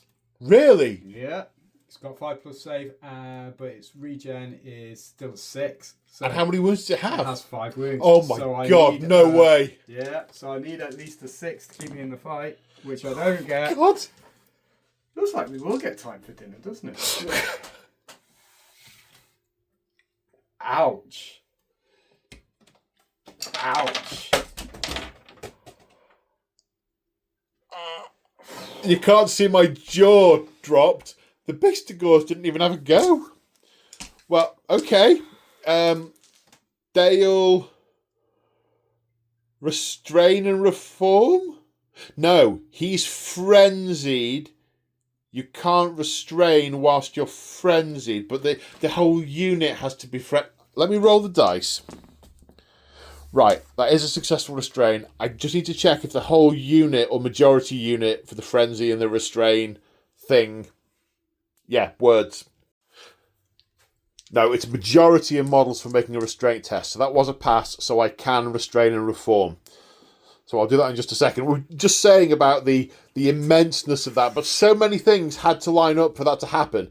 Yeah. I had to roll a 6 on the Gift of the Gods for the extra attack and the extra strength. Then I had to roll a double on the Primal Fury for the extra attack. Yeah. So that was fairly unlikely, but I did have some attacks with the Bestigor still to go, but only I did not expect to kill it. What strength were the Bestigors? 6. Yeah, so they're probably... Strength 4 with great weapons. Well. Yeah. Yeah. And, yeah, so reforming there. So now I'm going to come over here. So first off, Initiative 10, the Tuskor Chariot's impact hits. D6 plus 1. This would have been 2d6 plus 2 if the other one had made it. So 4, Strength 4 hits at an AP... Heavy Chariot of strength 5 of heavy of -2. So do I need Primal Fury comes before that. 7 or less passed. That's not a hit. That's a wound. Primal Fury for them also passed. So that's 3 at -2, so 3 regen saves. Yeah. So 2 passed, but that's 2 wounds done for the purposes of thingy. Right. Now, what's the initiative of your... Skeletons are 2. Skeletons are 2. Oh wait, I've got my dude in there as well. Yeah, that's who I was meaning. Well, whilst you're looking that up, the Wargore got +1 initiative before on the gods, so I am initiative 4 + 1, 5, charge 8. So he's initiative 8, so he's next. The Wargore with his 3 attacks, +1 for his many-limbed monstrosity? No, it's muscular monstrosity, many-limbed. For his extra limbs, his weapon skill is 6, he's going to hit the skeletons on 2s. Okay. Rerolling 1s. His strength is 4, so we'll wound the skeletons on 3s.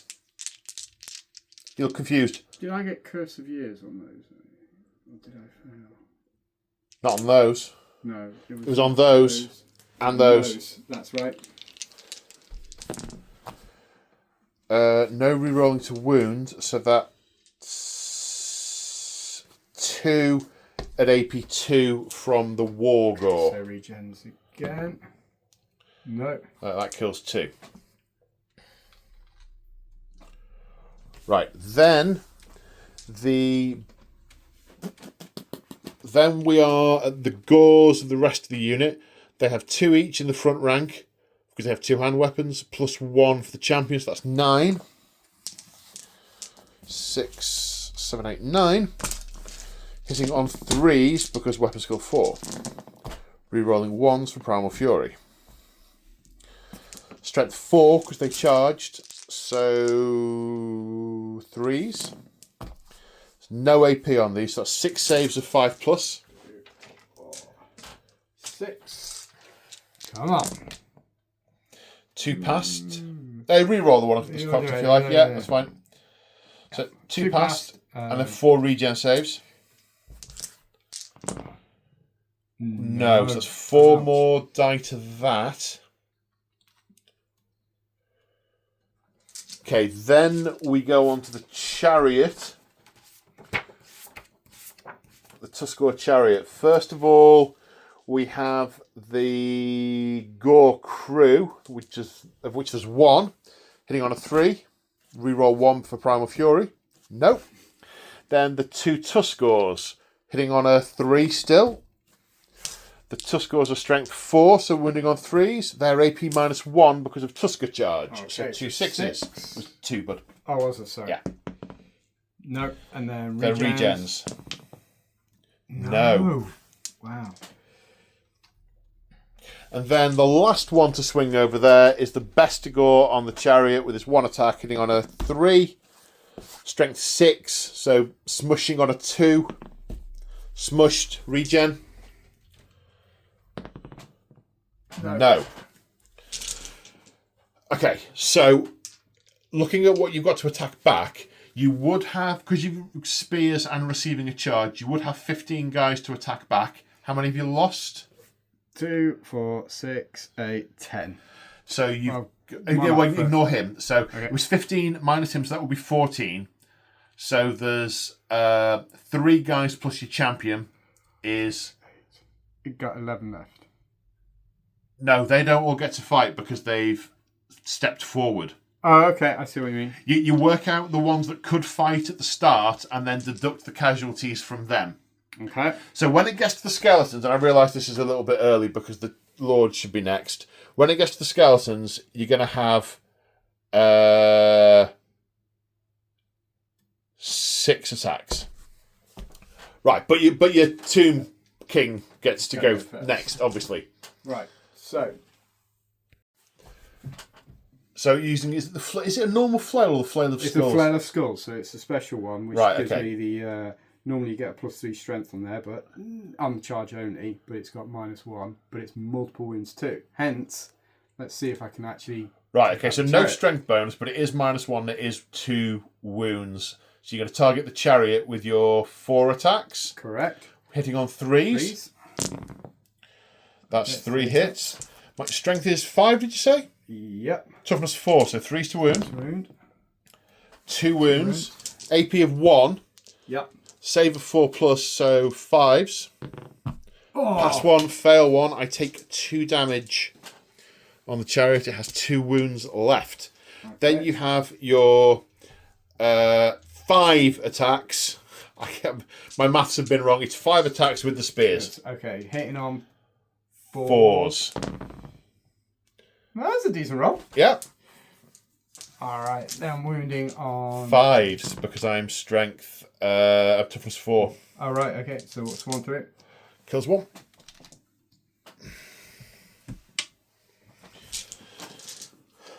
Okay. Right. Including the dice, how many did I get? 2, 4, 6, 8, 10, 11. Let me just double check. 2, 4, 6, 8, 10, 12. No, you counted 1 twice there. You had 1 model and you counted it as 2. Can't you? You sure? 2, 2, 4, 6, 8, 10, 12. All right, apparently I can't see straight. Right. I killed 12. I've got standard and battle standard bearer. I've got 2 ranks. Am I heavy infantry or just regular infantry? Gauze are regular infantry. I outnumber you. And I'm not close order, so that doesn't count. So I got 12, 13, 14, 15, 16, 17. Okay. You killed 1 guy. You've got a banner. You are in close order, but you're less unit strength than 10. You don't have a rank bonus. Yep. I think you just got 2, mate. Oh, no, you did 2 damage there. You did 2 damage there. So you got 4. Okay. So, did I say 17 for mine? 17 minus 4 is 13. 13. So, And an Indomitable 2. okay, so 11. So that's 11 gone. So that's 2, 4, 6, 8. And then 3 wounds on him. 3 wounds on him, yeah. How many Which does he is have? 1 wound left. 1 wound left. If you hadn't killed him with the skeleton, He'd be gone. that would have swung it. Yep. And then he backs off 2 inches and we move on. And we choose whether or not to follow up. Both my units are going to follow up. OMG. So we end up here, but the chariot's going to have to make a dangerous terrain test, which it passes because it's now in the forest. Does it? But that's what. Beastmen? Yeah, it's close order and it's a chariot. Chariots, I guess it makes sense. they're even more susceptible to getting messed up. If it had failed, it would have been 2 wounds and killed him. So, yeah, you might have driven into a tree stump. Nice. The Beastmen themselves are pretty good in that, but that was close. Well, it depends. It could have been closer. Never mind. I mean, yeah. I mean, well, I am hungry, so in that sense, it works out quite well. So moving on. This isn't going to be good either. No, I couldn't get my front ranking, so it's going to be. This is going to be a lot less nasty from No, me. I don't think so. Well, I feel old. Okay, yeah. But... So my war gore would be first. No, he's got a great weapon, so he's lower. The gores. What is the great shaman's initiative of 4? The great Bray shaman is 4, but he has a great weapon, so he'll go last as well, which means the gores are initiative 3 plus 1 6, but minus 1 5. Initiative 5. Yeah, initiative. Oh no, charging your side, so it's initiative 6 because you get plus 4 on the side, but still 2. Yeah. Yeah. Yeah, still 2. All right. Very good. So I got 2 characters who are coming in a minute. Then 1, 2, 3 guys in the front rank. One of whom is a champion. Sorry, 4 guys in the front rank. I apologise. My weapon skill is 3 because I feel old. Hitting on 3s. Oh, Primal Fury. Passed. So we roll the 1. Strength of 4 on the charge, because Gores get +1 strength on the charge, so running on 3s. 4 saves of 5+. Okay. Oh man, your saves have been appalling. Oh, okay. No, regen. Oh, yeah. Thank you very much. Good point. Yay! 2 regens. So 2 dice and 2 die. No. Well, did I back still rank take 'em still. from the back? Yeah. Right. Now the Bray Shaman has 2 attacks. Weapon skill 5, but -1 4 because old. We'll hit on 3s. Reroll the 1s for Primal Fury. So it's 1 hit. Strength is... what did he roll earlier? He rolled +1 toughness on the dice thing. So with great weapon, because the Bray Staff can either be used as a 5+ armor save or a great weapon. You have to pick. Okay. So great weapon is strength 6. 2s, -2, regen. Oh, sorry. Yes, successful. But let's move it to the pile. Yes. And at some point, I will be able to use whole sentences for this battle report, but I fear, I fear that might be a forlorn hope. Right, the Wargore with his 4 attacks, with his weapon skill, 5 -1 is 4, so I'm not hitting you on 2s because you made me feel old. But I do get to reroll the 1. They all hit. Strength is 6. Or is it 7? Doesn't matter. 3 at AP -2. So regen. 3 regens. Make 1. Now, unfortunately, there is no one to attack back because your casualties have... Oh, no, the Lich Priest can. The Lich Priest can attack back. 2 attacks. Hitting on... I didn't realise he was that. If I'd noticed him, I'd have stabbed him up. Do you want to change? Nope. Yeah. I think you've got that would be inappropriate. Oh, 1 attack coming in at you. Right, ready for this? What's his weapon skill? 3. 3. That's Mine's 3 now. Mine no, was 4. Oh, it was 4. Yeah, damn. No. So, no. So, it's happening again, mate. Yeah. 6, 7, 8, 9, 10, 11, 12, 13. 13, you've got a standard. I've disrupted you because I've attacked you in the side. I beat you by 12. Yeah. So. No, you close order. I beat you by 11. Do they have... Does the Lich Priest have Indomitable? Probably. But he's not going to be taking any damage at this point. Does he convert it to the unit? I think it does. Let me just double check. It was definitely easy over here because it was all wrapping around onto the Lich Priest. I assume... It's not cumulative. 2 or more models in the unit has a special reduce the highest value. So it can use it for the unit. Okay, so it knocks 1 off. Was that down to 10 or 11? I can't remember. I can't remember what we just said. Yeah. 1 minute. Right, Indomitable 1 knocks it down to 10. So that's 10 die, and you back off 2 inches.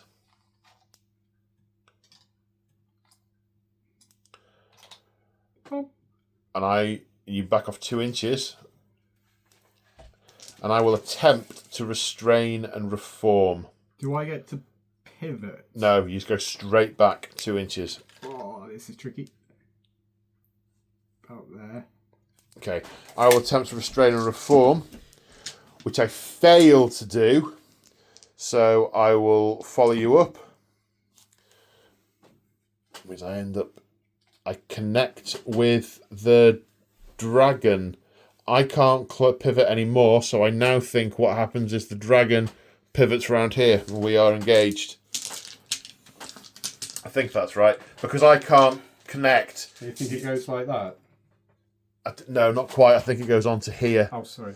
So I have to maximise. No, you don't, because I hit your front door connecting to that. I think that's how it ends up looking, as janky as that is.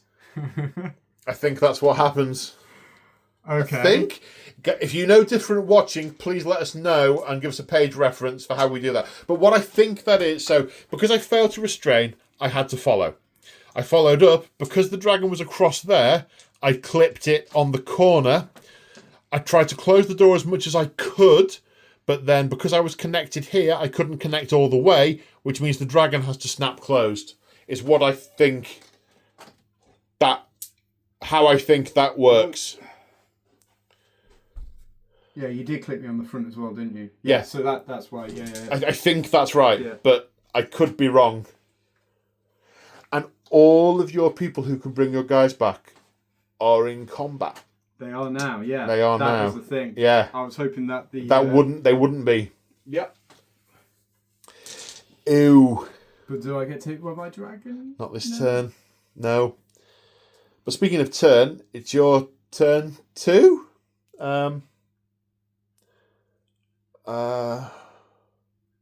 Sorry, mate. Right, before we move on, we've just caught a flamingo up. It's like a cock up, only bigger.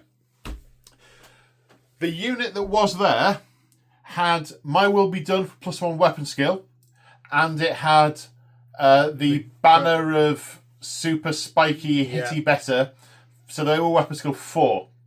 So we've just been back, and it would have meant that the Wargore hitting on 2 should have been 3s, and the Gores and Chariots hitting on 3 should have been 4s.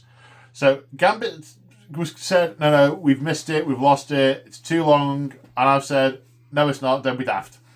So I've gone back and checked the footage, and what we've done is we've taken out anything that was a 2 to hit from the Wargore, and anything that was a 3 to hit from anything else, and redid the combat resolution. And what that's meant is a swing where the Lord is now uninjured and 3 of the guys are still alive as we have followed up. So that's a bit of a swing over there. And it means I'm really lamenting my dragon being in combat now as well. Yeah. Because Arise would have been really good on that. Yeah, you really do want to Arise over there, but everything that can Arise is in combat. But this is a swingy game, and I'm being really honest with you. I think you're going to clear me out over here. I think they're going to run away. I don't think... I might finish off the skeletons. I might not. I'm not going to touch the dragon. And I think you'll whittle me down, and I'll run off. And yeah, we shall see. We shall see. I reckon by the end of this term, we'll see what comes out of this. Because we're playing Breakpoint. It's an infinite number of turns. So what? Yeah, we need to do some. Yeah, so we do it at the end of your. We'll do it at the end of your term. It's no one's near breaking now because 8, 16, 5, 16. No one's near that at this point. But there's definitely stuff that this is not over by a long chalk. So we are at the end of the compulsory movement phase. My Will Be Done successfully put on over here for D3 initiative. Unfortunately, only 1 was rolled, so it's going to be tied with the Gores. But the Wargore will be first. But the Tomb King will be first. So Arise can't be done because everyone who can do it is in combat. All of your spells can't be cast in combat, so none of that's happening. You also can't use From Beneath the Sands to bring the Scorpion in whilst you're in combat, but we did roll the reserve and it did turn up, so it's come on there to go after the Cocktrace. So that's where we are at the end of the compulsory movement phase. There were no charges. We're now going to do the remaining moves. Okay, so as you can imagine, there has been much discussion and much, what do we do about all of this? And so we're going to do, we've just spotted an opportunity that we missed a little bit earlier. We're going to go back and do it a little bit out of sequence. So forget that they've moved for the moment. The archers are declaring a charge against the this unit of Gores. Now they're charging through terrain, so they're going to roll 2d6 and roll the lowest. We've just worked out the amount of wheeling you have to do to line up and move forward means you need to get a minimum of 6 inches. So you need 2 or more on the lowest of the 2 dice. Don't roll away. 3. That is enough to put you there. Excellent. So they've ended up here. It's all hands on deck. Basically, the Hierophant is just hurling bodies into these gores because he's been taken quite by surprise. And the noose is closing in. These guys have reformed for a charge next turn, and the Tomb Scorpion, having come in over here, has moved up here to attack the Cockatrice. These guys have reformed to get shots into the front. Speaking of shots. All right. 1, 2, 3, 4, 5, 6, 7, 8. 8 shots, hit on 5s. Come on. 3, 4. 4. Roll to wound. No, I'm not sure what it is, but I'm not sure what it is either. It's definitely not 4. Strength 3. I'm either toughness 5 or 6, so the 6 is a wound. I count as having heavy armour, and that's a fail. So the Cockatrice takes a wound. Whilst I'm getting the wound marker, see how far the skull catapult away is from the Bestigors. You might be able to lob it over. Okay. So the Cockatrice has 3 wounds remaining, and the Screaming Skull catapult is within range over here. It's out of sight, of course, but you know that's fine. It can do that. So, yes, 6 inches that way. So it landed there, not enough, close enough to hit any of the Beastmen, the Bestigors, but enough to give me the -1 leadership effect, which does reminded me earlier. Definitely glad that guy. He definitely didn't pass his test earlier because he was -1 leadership from the skulls of the foe. A couple of other units were as well, but that won't have had an effect. So that's shooting done. We're now on to combats. Okay. Where do you want to start? Well, let's get this over and done with. Okay, the Tomb King's initiative is what? Tomb King's initiative is 4, if I remember rightly. Yeah, 4. 4 plus 1 for my will be done, so it's 5. Right. So that is higher than any of mine. So he is going first. What's he going to hit? Do you want a minute to think about it? Yes, please. So he's going to go for the chariot, try and kill the chariot off. Weapon skill 7, which is another thing we clocked earlier. He should have been weapon skill 8, but the chariot being weapon skill 4 meant that 3s were still the right number. Yeah. So 3s again. Fear. Fear. Well, I had just thought of that. This is a good roll, obviously, so no worries there. I outnumber you, so I don't have to take the fear test, but I do have to take my primal fury test, which is passed on that unit and failed on the chariot. Okay. Which I can re-roll, and is passed on the chariot. Okay. Sorry, 3 hits. 3 hits. Strength? Strength is 5. Okay, 3s. Oh. 1. -1. You don't have any re-rolls to wound or anything? Or any? No? No, quite uncommon in Old World. My 4 plus save becomes a 5 plus. No, that kills the chariot. Anything within 6 inches. Nothing of mine that isn't already in combat within 6 inches. So that's 2 wounds there. My Wargore is the next highest initiative at 4. The skeletons are weapon skill 3, so I will hit them on 3s, re-rolling 1s. Bunch of 2s. Strength of 4, wounding on a 3. Yeah, AP of 2, so 5 up. Regen, yeah. No, so that's 1. That kills a musician. Now we're on initiative 3, which is simultaneous. Is my boys in the unit and your skeletons. So 3 attacks from your skeletons, hitting on 4s. No, you had to say plural and not one. I know. Which was good. It's 1 hit. Wounding on a 5. That's a wound. They've got no armour, so that kills a guy. But this was simultaneous, so I do get to attack back. The...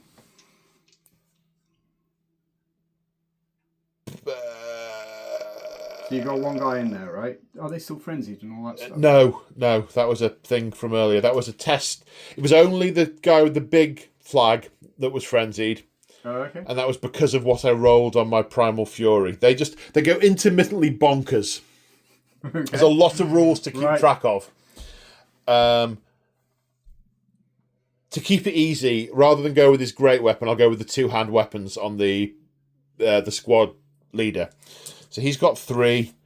The other 3 guys have got 2 each. 1, 2, 3. Then the 5 guys in the rank behind have got 1 each. Hitting on 3s because weapon skill 4 versus 3. Rerolling 1s for Primal Fury. Children of Chaos. I didn't charge, so my strength is 4. Your toughness is 4, so I need 4s. Toughness 3.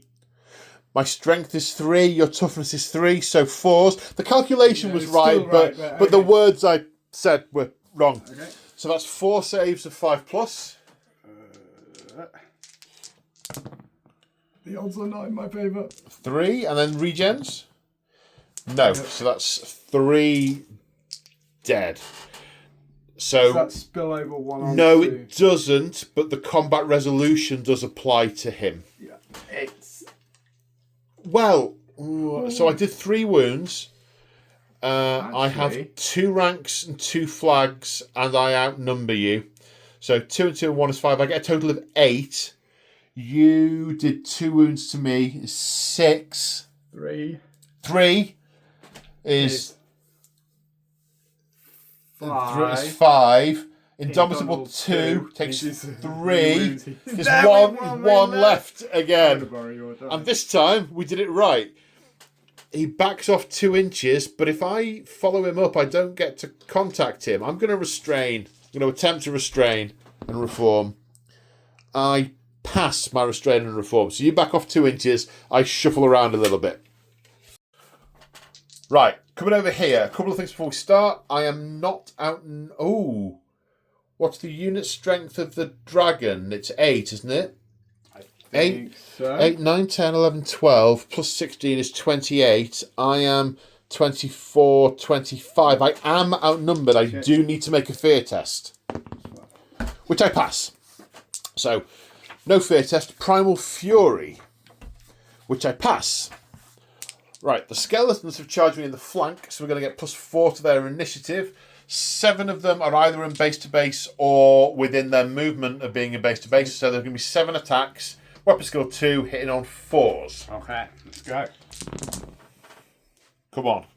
Get some skeleton stabbing going. Stabby. Stabby, stabby. Right. Strength 3, toughness 4, so 5s. That's 2. 2. This unit have shields in combat, so they have 5 up saves. Pass 1, fail 1. That's 1 killed by them. But they are a unit with a unit strength of 5 or more, and they are going to take away my rank bonus at the end. That's going to make a massive, massive difference. Now, we've got the...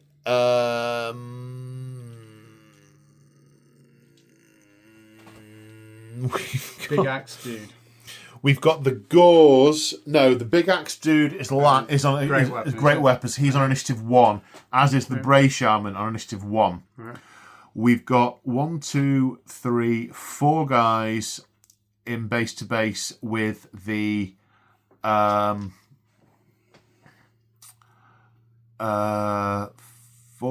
guys at the front will attack this unit of skeletons. In fact, this is complicated because they are only in base-to-base contact with the priest. So I think these 3 guys and the guys behind them are going to hit the priest. Okay. These guys over here with the great weapons are going to hit the dragon. And the guys on the side here are going to hit these skeletons. And anyone... I'll work out anyone else in a sec. So over here, 1, 2... Where's the unit champion? The unit champion is here. He has a great weapon. So he'll go last as well. So I've got 1, 2, 3, 4, 5 guys into the Lich Priest. Weapon skill 4. You have to take a fear test. I did. I passed. Did you? Okay. Weapon skill 4. Hitting on 3s. I assume the weapon skill of the Lich Priest is less than 4. Yeah, it's 3. Okay, 4 hits. I didn't charge, so my strength is 3. What's your toughness? 3. Wounding on 4s. 3 wounds. 3 wounds. Does he have any armour? Did you give him Did I give him the... 1 second. I know you gave one of them to the guy on the dragon. Did I give it? For the regen save. I don't think I did. I don't think you mentioned it at the start of the game if you did, but we're doing the admin check. No. Okay, so he gets his 3 regen saves then, at 5+. Is it 5+ for him? I think it was earlier.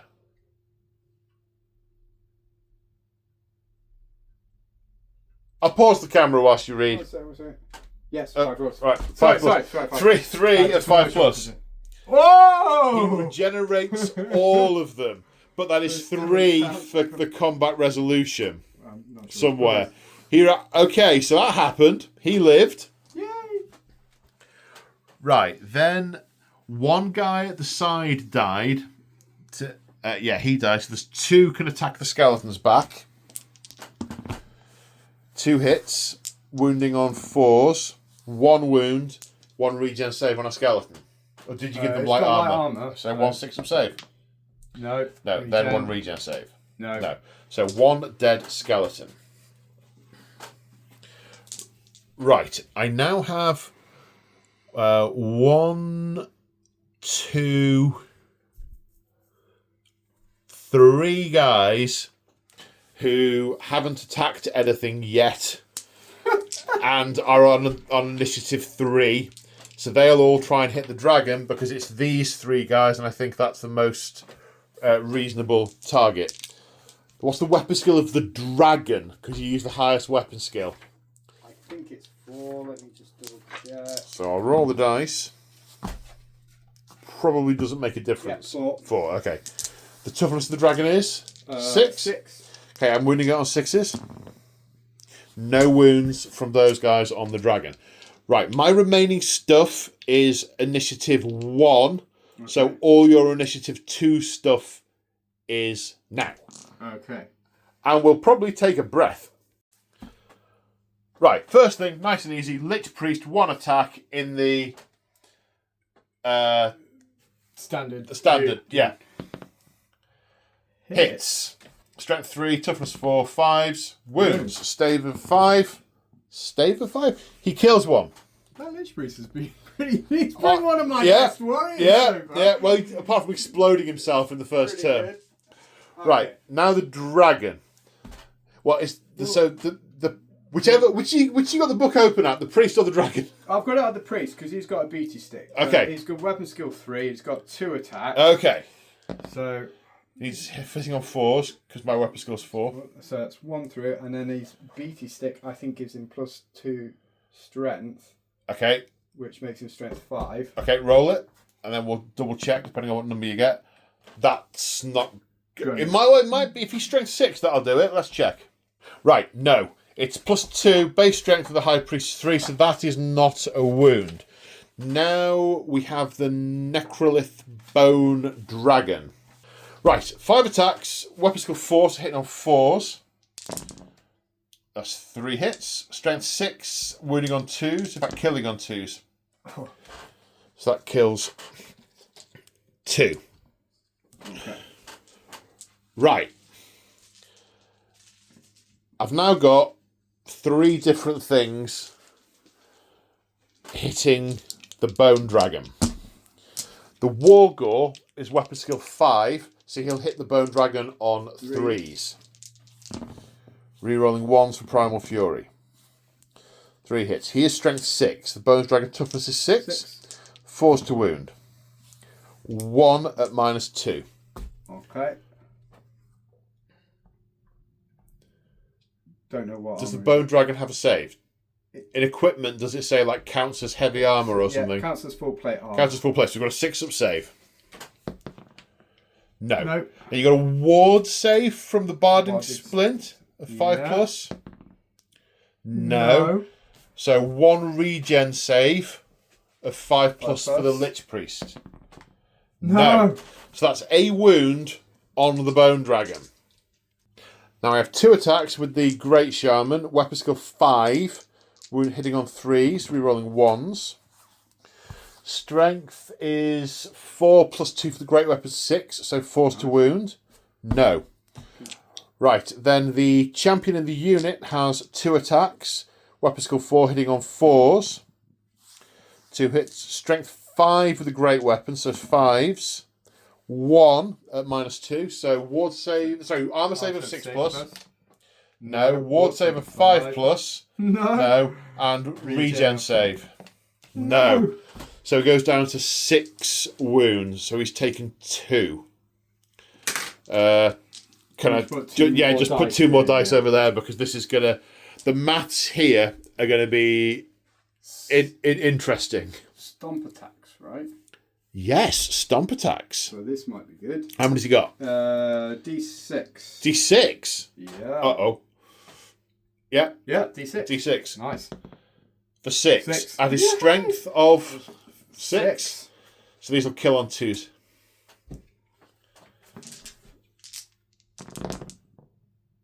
Okay. That's 5. 5 more. 5 more dead. Okay.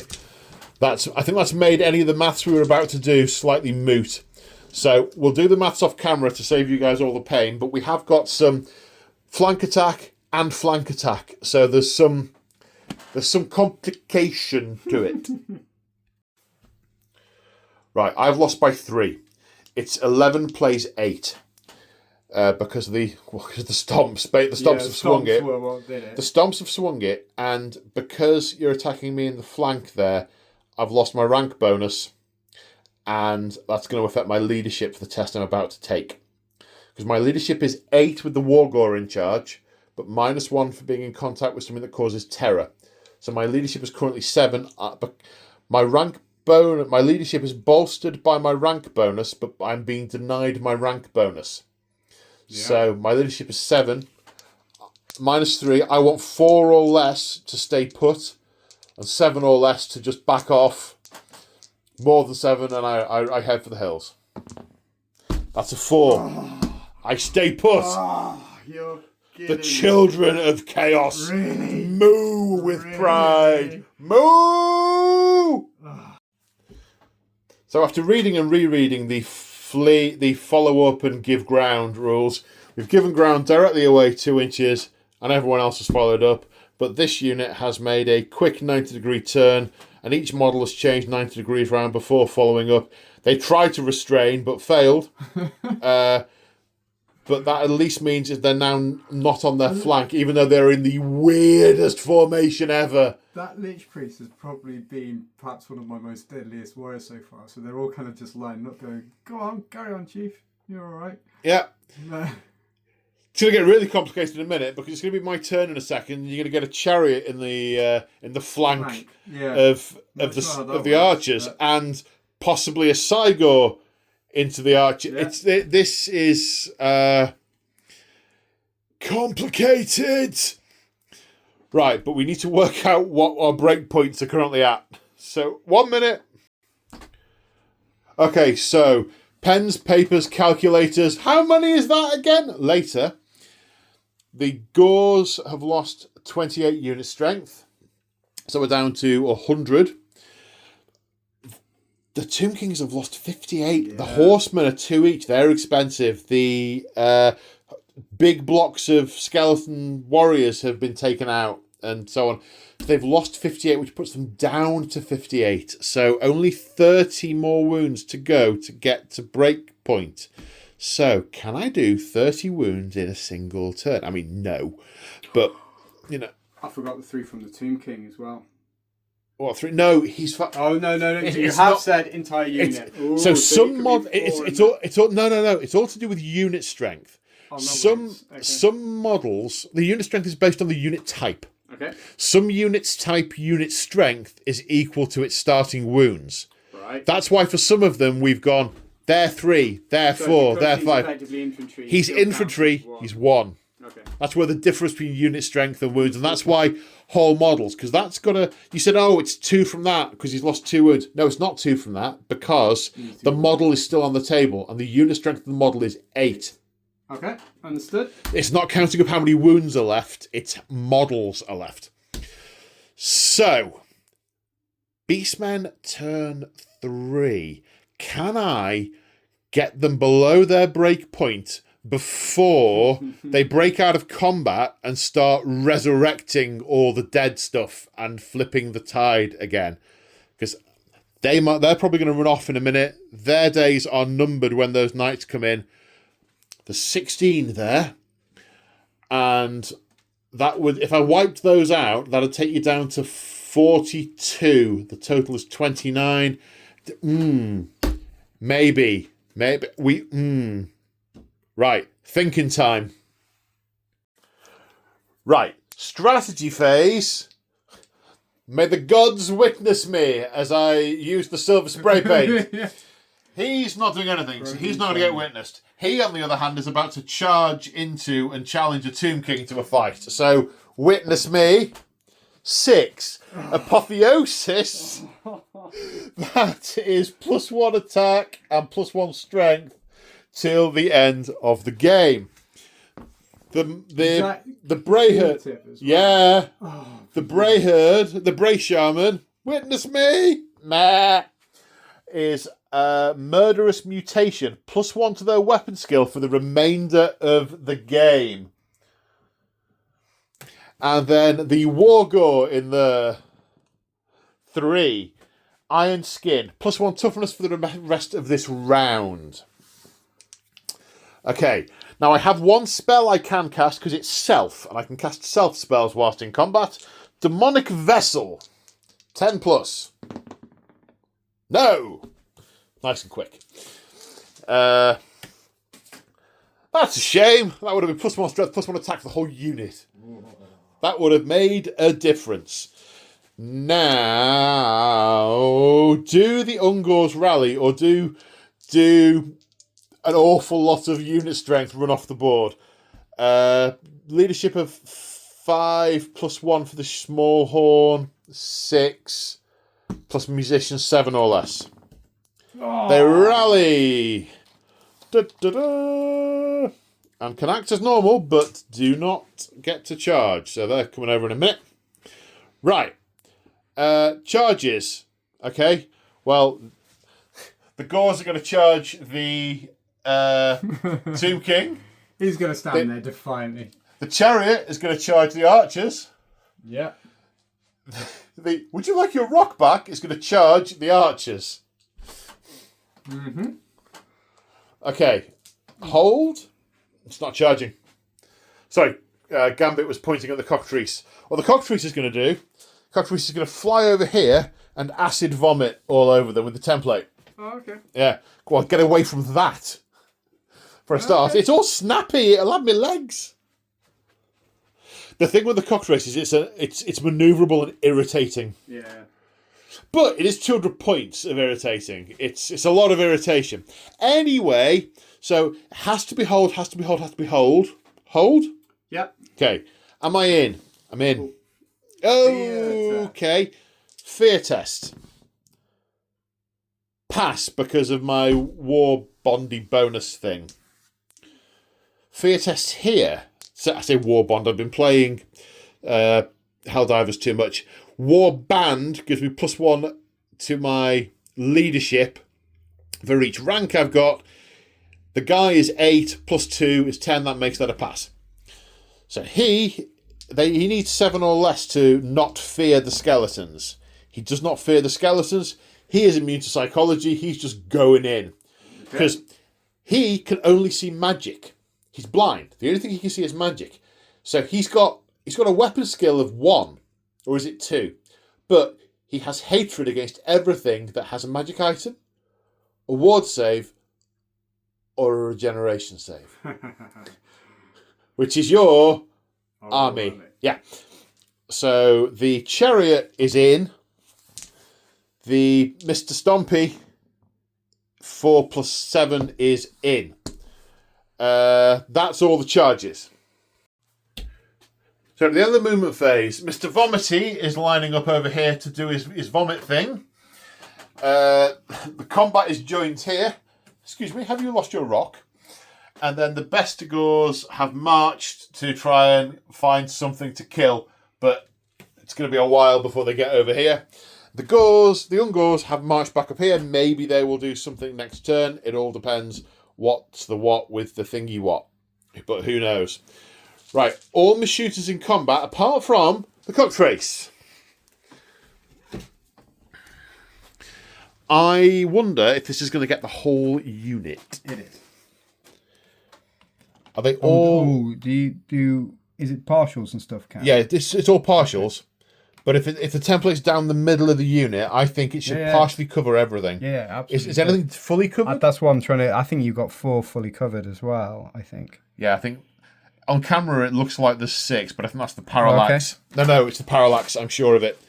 So there's 15 there. 4 are fully covered. That means there's 11 hit on a 4+. Yeah? Yep.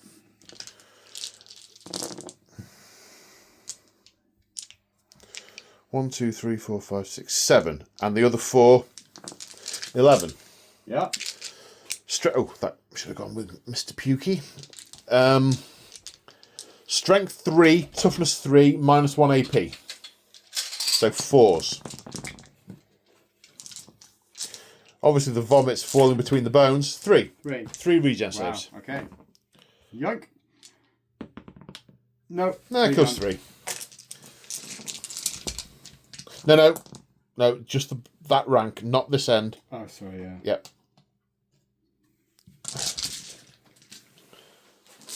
Okay.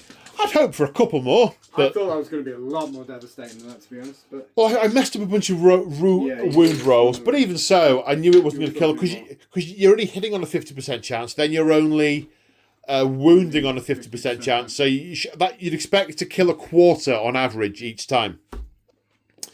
Right, combat. I'm going to start here. It's easier. The Wargore is going to issue a challenge. Moo!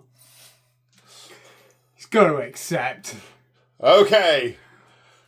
Right. First of all, Primal Fury is passed on a double 3, which gives me frenzy because of blood greed.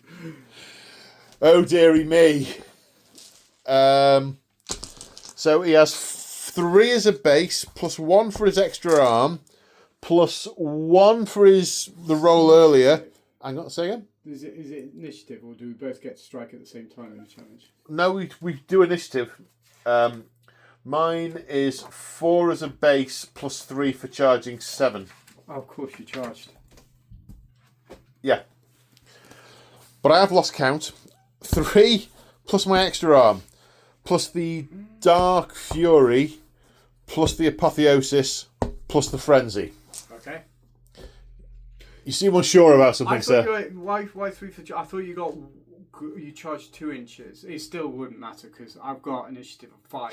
Oh, you are right. You are absolutely right. I charged 2 inches. So mine is 6. 6 minus 5. Right. So that's... Yeah. No, you are absolutely right. I had failed to spot that. I'm just so used to any charge being +3. Yeah. Default in. But... Right, my weapon skill is 5. Yours is 7. Yes. So I'm hitting you on 5s. 4s even. Rerolling 1s for Primal Fury. That's 1 4 or more. 2 4 or mores. -1 to hit because of the Shield of Petra. I'll use my shield. So 5 to hit rather than 4. So hit you twice. My strength is currently 5. Your toughness is 5, I think. 5, yes, I think so. Yeah. So force to wound. 2 wounds at AP -2. Okay. You've got heavy armor and a shield. So that's 6s. 1 pass. What's his regen? Regen, I think, is 5. Does he have a ward? The shield doesn't give him a ward. That's the -1 to hit. No. So regen of 5. Oh! And he crumbles to the earth. Moo! And we will attempt to reform. We fail. We're going to run 2d6 inches that way for 7 inches. Could you move me 7 inches further on? That must be more than this way. Sorry. That must be more this way. Moo, moo, moo, moo, moo, moo, and moo. But He lasted longer than I thought, to be fair. Well, on the plus side, he's no extra points in this scenario. That's true. You may have it. Well, I've only got that is a total of 4 more out of the 58. Yeah, It's but not we a carry big- on till forever, don't we? We do. So- We do. Anyway, right. Initiative Primal Fury all over the place. Primal Fury failed. Fear passed. Primal Fury failed. Primal Fury failed. No re-roll. No plus, I should say, because I'm disrupted. Fear?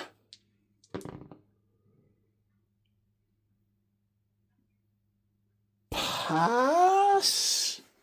No, fail. But re-roll because Mark of Chaos Undivided. Pass.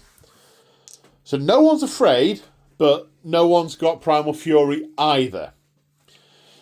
The Chariot is getting +4 to the initiative. So, first of all, we have the impact hits at initiative 10 for 2 hits. Oh no! Strength 5, wounding on 3s. 1. Okay. 1 regen save. No. No, okay. That gets 1.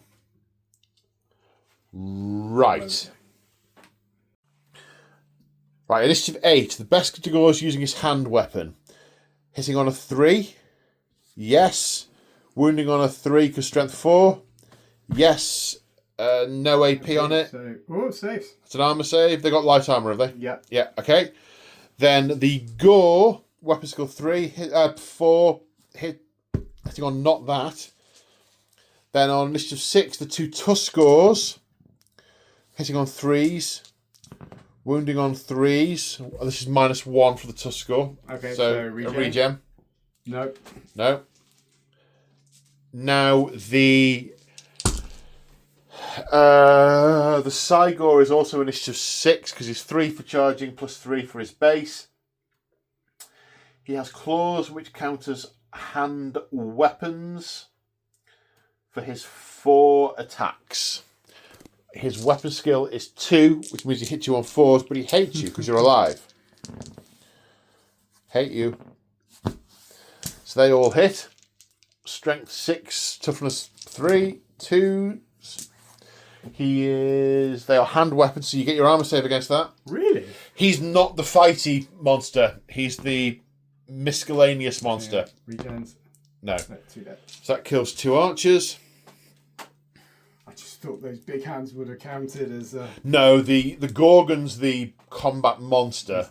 beast. Yeah. Is he? If you try casting a spell within 12 inches of him, your head might explode because he eats your soul. So This dude. there's that. Yeah, That might be relevant. I know. Yeah. I know. That's why I thought I'd throw that in there.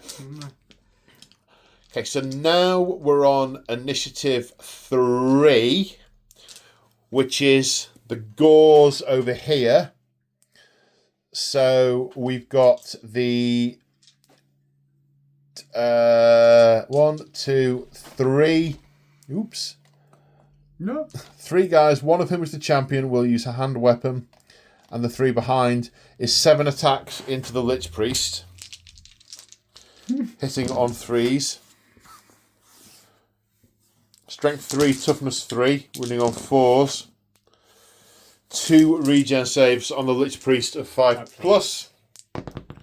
So the Lich Priest dies. That's 2 wounds. Then we have 1, 2 guys over here. You can't make supporting attacks this way. So 2 guys into the skeletons, hitting on 3s. Wounding on 4s. 2 armor saves. No. 2 regens. 1. 1 pass, 1 fail. Then 1, 2, 3 guys into the dragon. This is what I could have given them poison attacks as well. This is no point in that. Yeah. The dragon's weapon score is 4. Winning on a 6. No. Right, I've now got initiative 1 attacks, so it's all your initiative 2 is next. Okay, so Right. Should we do these guys first? Yeah, let's get them out. Right. So you got 2 guys who've got to attack the chariot. 4 guys have got to attack the Cygor. 4 guys into the Gors. Okay. So 2 into the chariot. Chariot first. Hitting 4s. on 4s. That's 1. Wounding on 5.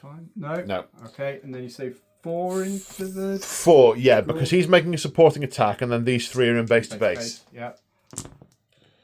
4s hit. His toughness is 5, so 5, 6 is to wound. No.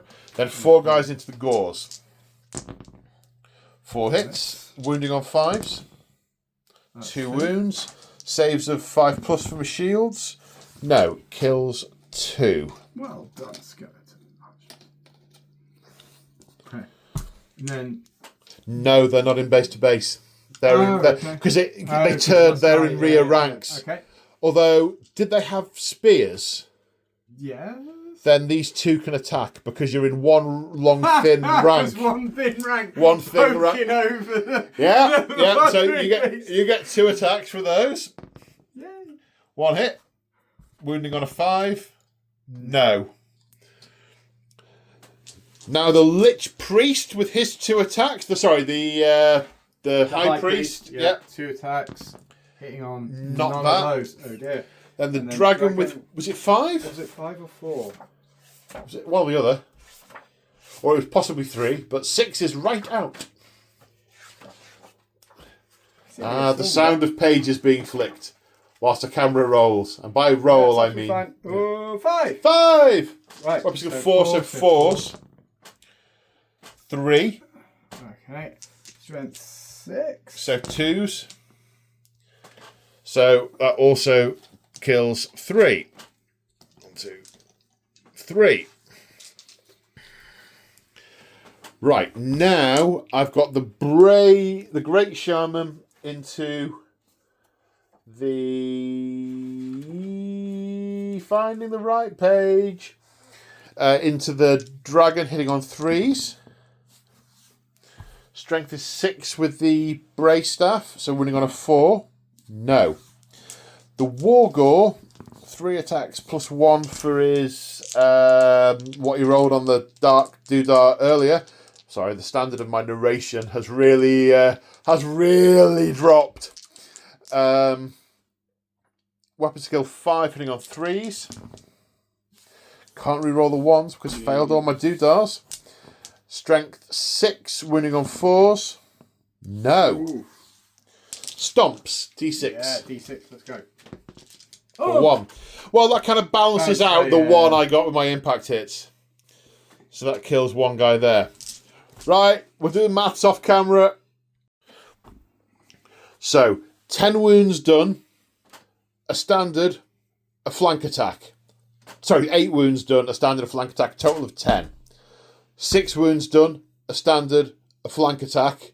No outnumber, no individual infantry unit outnumbers everyone else. Yeah. So we think it's 10 to 8. So it's lost by 2 for the Tomb Kings.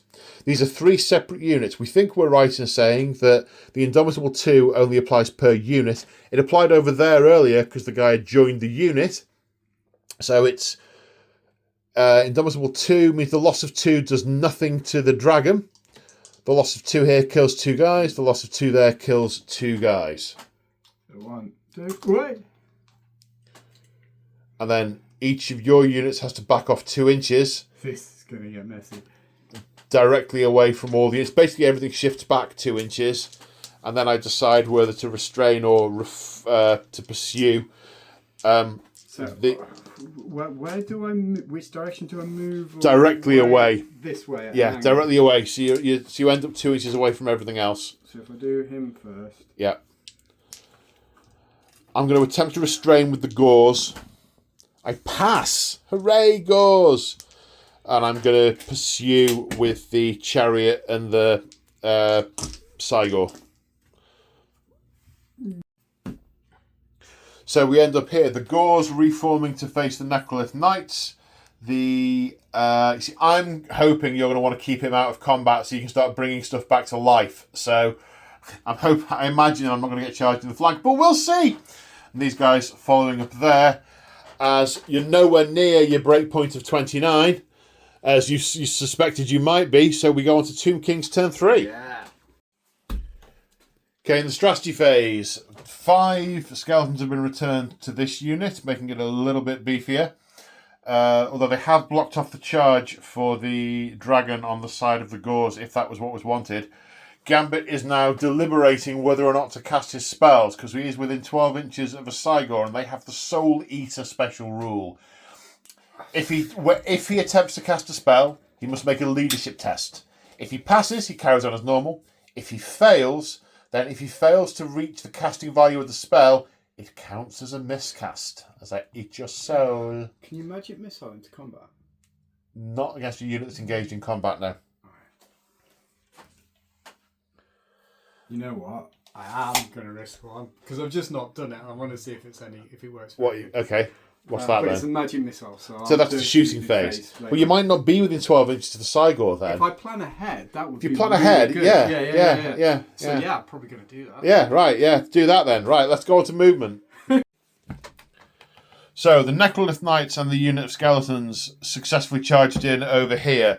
These guys have reformed to shoot the birdie, and then the dragon is eyeing up flown over here and is eyeing up a breath attack on on that unit of Gauls. Whether they're in range or not, I don't know. The Scorpion is giving up the Benny Hill style chase against the Cocktrace and is positioning for subsequent turns, of which there could in theory be many. Right. So I see. So shooting. Right. Let's shoot the bird. Okay. 8 shots. Hitting on 5s. 4, 5, 6, 7, 8. Hitting on 5s. That's a scatter dice. But that is good. 4 hits. That's 4 hits. 4 hits. Right, you roll to wound whilst I check what its toughness is. Toughness 5. Yeah, none of those. None of those. Okay. Okay. So, and I need to look at the breath attack. Yeah, you do. You need to look at the breath attack. Well, first of all, have a look at the template and see if it's in range. Oh, yeah. It's short. Because you don't need to know the rules if it's not in range. Where does it go from? Anywhere on the base, is it? The front of the base. Yeah. Looks like you got a few. Yeah, 3 partials. 3 partials, okay. So hit on 4s. We now need to check the rules. We now need to check the rules. Right, so we've just cottoned on to a couple of things. Of the 3 models that were possibly hit, one of them is the Wargore, and we didn't make a distinction, so we need to randomise. So we need to see if the Wargore was the one that was hit with that breath weapon. It's a 1 in 3, so 1 or a 2, it's the Wargore was hit. 2, it was the Wargore that was hit. Okay, so this is strength 3 minus 2. 2. Multiple wounds. Multiple wounds 2. Okay, so strength 3. Toughness 4. Wounding on a 5. Ooh. Yes. Minus how many? 2.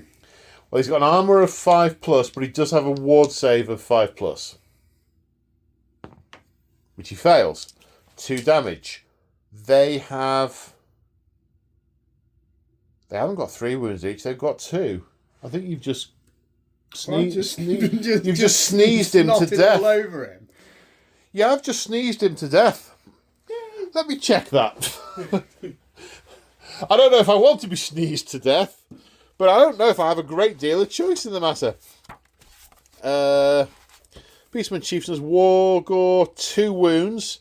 He had the heavy chaos plate.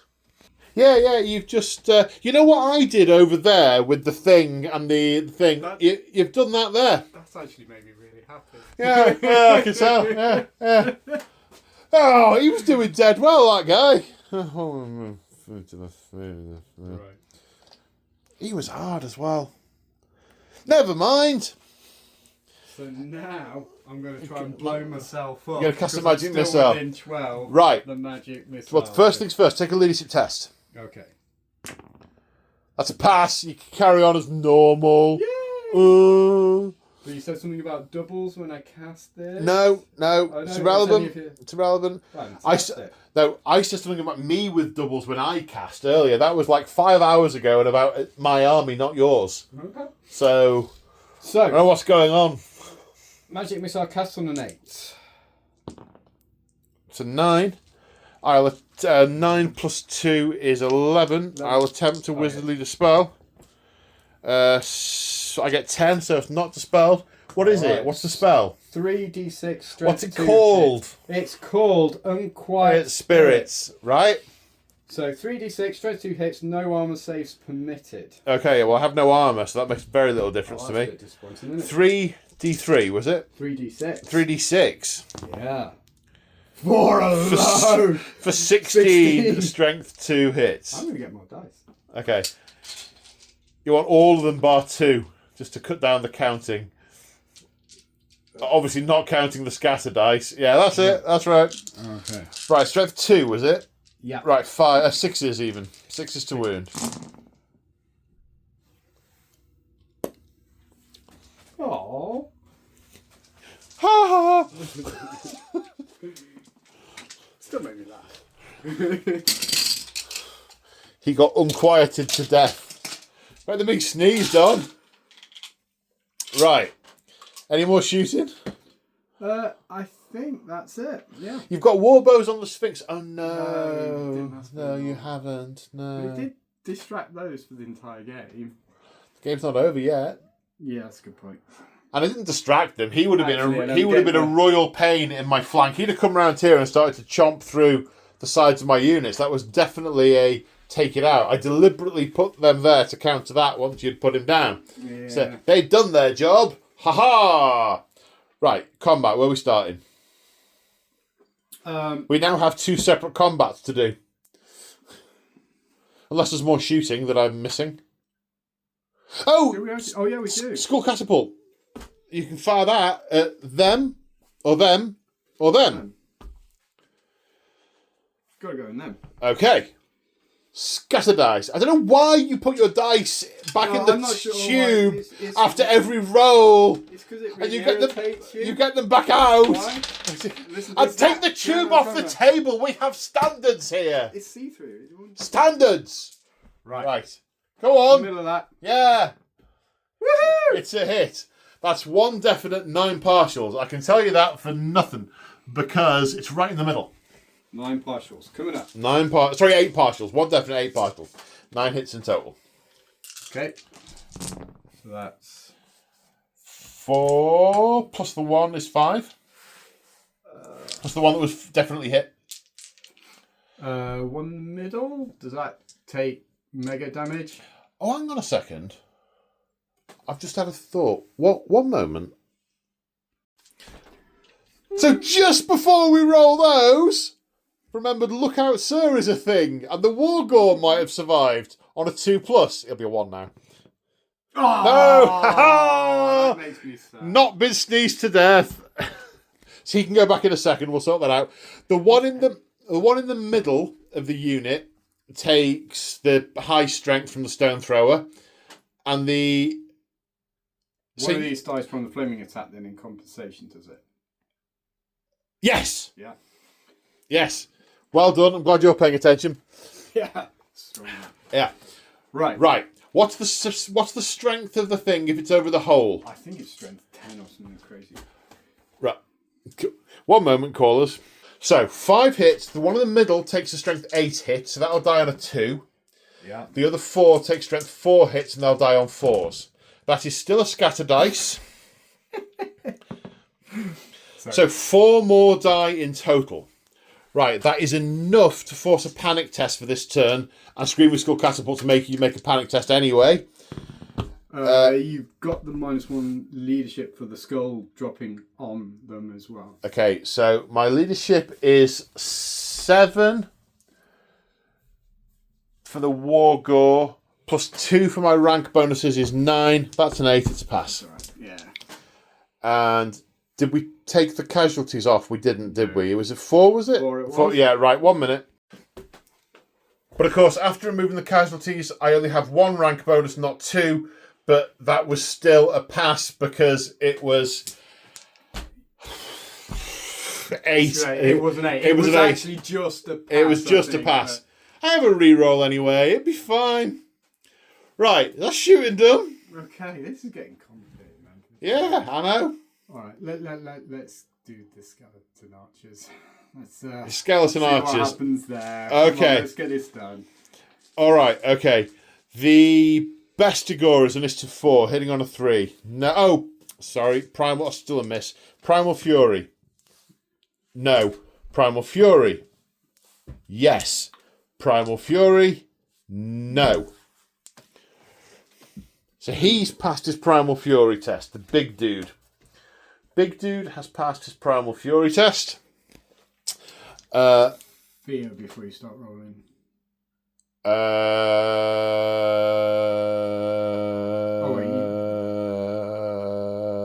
that still count? Fear passed. We'll do that combat in a minute. He's immune to psychology, isn't he? He's immune to psychology. Right, the Bestigor missed. The Gore misses. The Tuskors 1 hits. Doesn't wound. You know what I forgot last turn? Stomp. He stomps. Does he? He does. Totally forgot it. Oh well. I would say go back. But That's a long way to go back. I think he's going to stomp them this time, which will... Well, it would actually, it would. I don't want to go back. It would have finished them off because at least 1 kill would have. Yeah.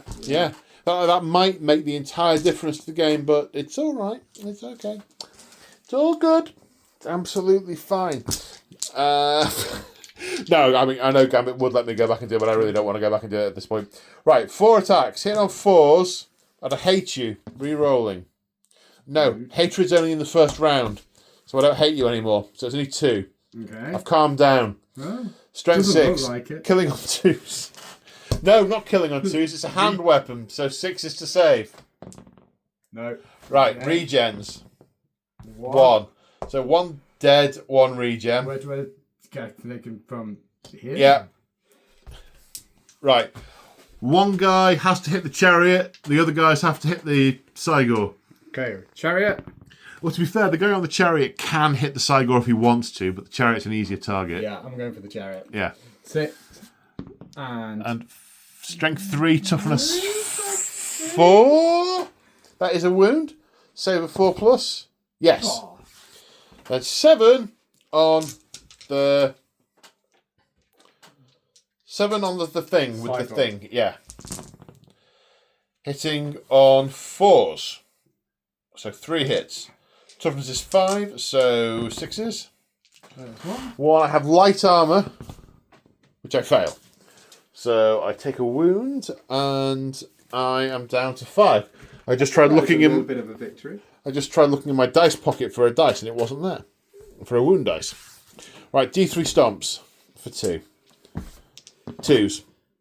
2 more. 2 more regens. No. No. So it kills 2.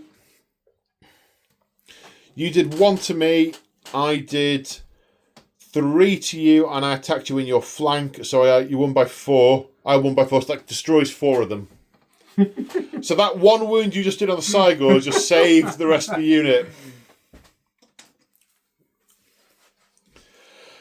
Oh, hashtag sigh. Now we're coming on to this unit over here. So first of all, the Necrolith Knights. Sorry, weapon skill 4. Hitting on 4s. Okay. 1. I've just noticed, because they're Tomb Guard, they do have cleaving blow. Is that for wounding, though? You'll have to look it up. It's in that book that you're holding. Uh, Right, 6 to wound, but that was a hit, so that doesn't apply in this instance. Their strength is 4, my toughness is 4. Their cavalry spear... No, the strength is 5. because of the cavalry spears. It's the AP. The AP It's dash, I think, of cavalry spears. Yes. Okay, so 5 plus save my shield? No. Kills a gore. Ooh. Right, what's next? Is it the actual serpents? It'll be, yeah, serpents, so that's 3 each. Yep. Weapon skill 4 as well. So 4s. Oh no, sorry, weapon skill 3. So 4s. Oh, that's awful. Oh dear. Poison attacks counts on wounding as well, does it? Yeah, you'll wound on 2s. Oh. Save of a 5. Less than a pit, doesn't matter. And then 1, 2, 3, 4, skeletons, 5 attacks with the skeletons. 6 attacks with the skeletons. 6. Hitting on 4s. 4s. Wounding on a 5? No. Nope. Right. I've got 1, 2, 3. 3 guys plus the Bray Shaman into the skeletons. 3 guys into the skeletons. Hitting on 3s. Wounding on a 4 even. Nothing there. This is the most rubbish combat so far. Then I've got 2 normal guys into the Necrolith Knights, hitting on 4s. Yeah. What their toughness is 4. Toughness. Yep, 4. Wounding on 5s. 2. Ooh. No AP. So, light armor and shields. So 5s. 5s. 1. And then regen. Yeah. Yes. So that's a dice goes over to the thing. Then I've got the Bray Shaman with 2 attacks into the skeletons with a great weapon. Hits twice. Bray Shaman's weapon skill 5. Oh, nice. 2s. That's 2 at -2. So, Strength 6. So regens. No. So that kills 2 skeletons. The champion of the unit with his great weapon into the Necroliths, hitting on 4s. Strength 5, so wounding on a 3 with -2. So that's a regen save. No. Okay. You need to track the wound. Is that 2 on the Necrolith Knights so far, or was that? I thought it was 1 on the cross. Oh yeah, it was regen. Yeah. So one of them's down to 2. I'll put a dice in there though. Okay. Then that Wargore has +1 attack. So he has 4 attacks. His weapon skill is higher, so 3s. His strength is 6, so 2s, because he's got a great weapon. So that's 3 more regen saves on the Necroliths. 1. That kills 1. So yeah, 2 damage onto that guy and 1 regen. Okay, do they get stomps? No. No? No. But I do have my captain to go last with his great weapon as well. Right, yes. So I just did great weapons, so you've got So great we're weapons still as well. Yeah, same yeah. So yeah, hitting on 4s. Yeah, That's great 2. weapons going to wound on 2s. That's 1. Okay. So I did 3, 4, 5, 6, 7 wounds. 7 wounds plus a standard. I think that's my lot. You did 1, 2, 3 plus a standard for 4. Yeah. I expected that to do a lot more than that. So you lose by 4. No, 7 and 1. Yeah, I got 8. You got 4. You struggle to wound with those, and Yeah. Yeah, it didn't quite work out. Never mind. so you're losing by 4. That means the skeletons fall apart. And 1 and a bit of the Necropolis Knights. yeah, they're indomitable 1 in the Knights as well. So it's just 3 then. So just take just takes 1 guy who backs off 2 inches. yoink. So at the end of turn 3, we've added up the numbers. The Beastmen are down to 90 with their break point of 32. They still have a lot of stuff left on the board.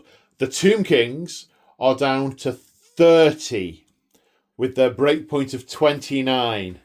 2 more. But do you think you're going to be able to get 2 more this turn? Well, I don't know, but let's why don't we find out together as we go on to journey. Beastmen turn 3. So Beastmen turn 4. So we're at the end of the movement phase. The Cocktracers jumped over to vomit once again over here. The Gors have reformed to charge the Bone Dragon. The Bestigors have marched, but the Ungors have successfully charged the remaining Necrolith Knight. Singular. 1.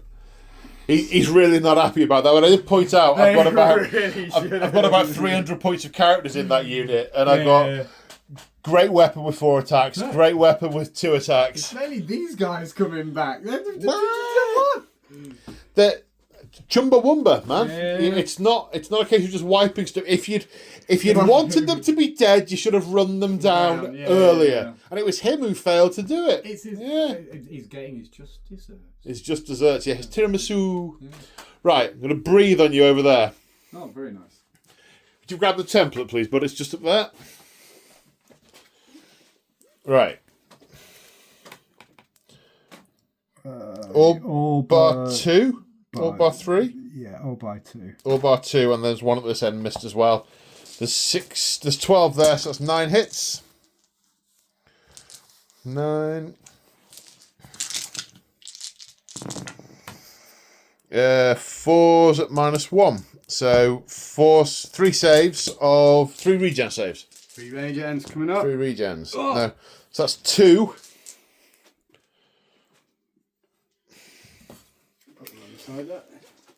And that's it for shooting. Let's go on to combat. Okay, and in combat, unsurprisingly, with a massive rock dropped on his head, that archer did not last long. It was successfully destroyed. No, it didn't. He was crushed. Right, now we come over here. First off, Bestial Fury. Passed. Bestial Fury. Failed. The first unit is the 7 attacks plus 1 for the champion from the Ungors at initiative 6. So that's going first. Weapon skill is 3, so hitting on 4s. Whoa, that's a lot of 6s. Oh. Strength 3, toughness 4, wounding on 5s. 1, 2, 3. No AP, 3 saves of 5 plus. Okay, well, shields. Of which make 1, and then regens make 1. So that's 1 wound through. 1 wound through. 2 wounds remaining. Oh, 2 wounds remaining. From over here we have 1, 2, 3, 4 regular gores. Hitting on 4s, wounding on 5s. Nope. Then it's you. Then, right. Oh no, it's your Necroserpent. Okay, so weapon skill 3. So 4s. Can I pick who I go into? You can. It's 4s either way. Yeah, I'm going to try and hit the pain in the gores. Unit, yeah. The ones you've been trying to kill all game. 1. Oh, it's a 6 though, so poison attack. Yep, so that's going to be +2 to wound. So that wounds. Save of 5. No. Kills a guy. Ooh. Right, now it's all of the great weapons. All the great weapons. Do yours. Okay, 3 coming in. 4s. That's 1. And wounds though? Yep, that's strength 6, so that kills 1. Ooh, kills a gore. Ooh.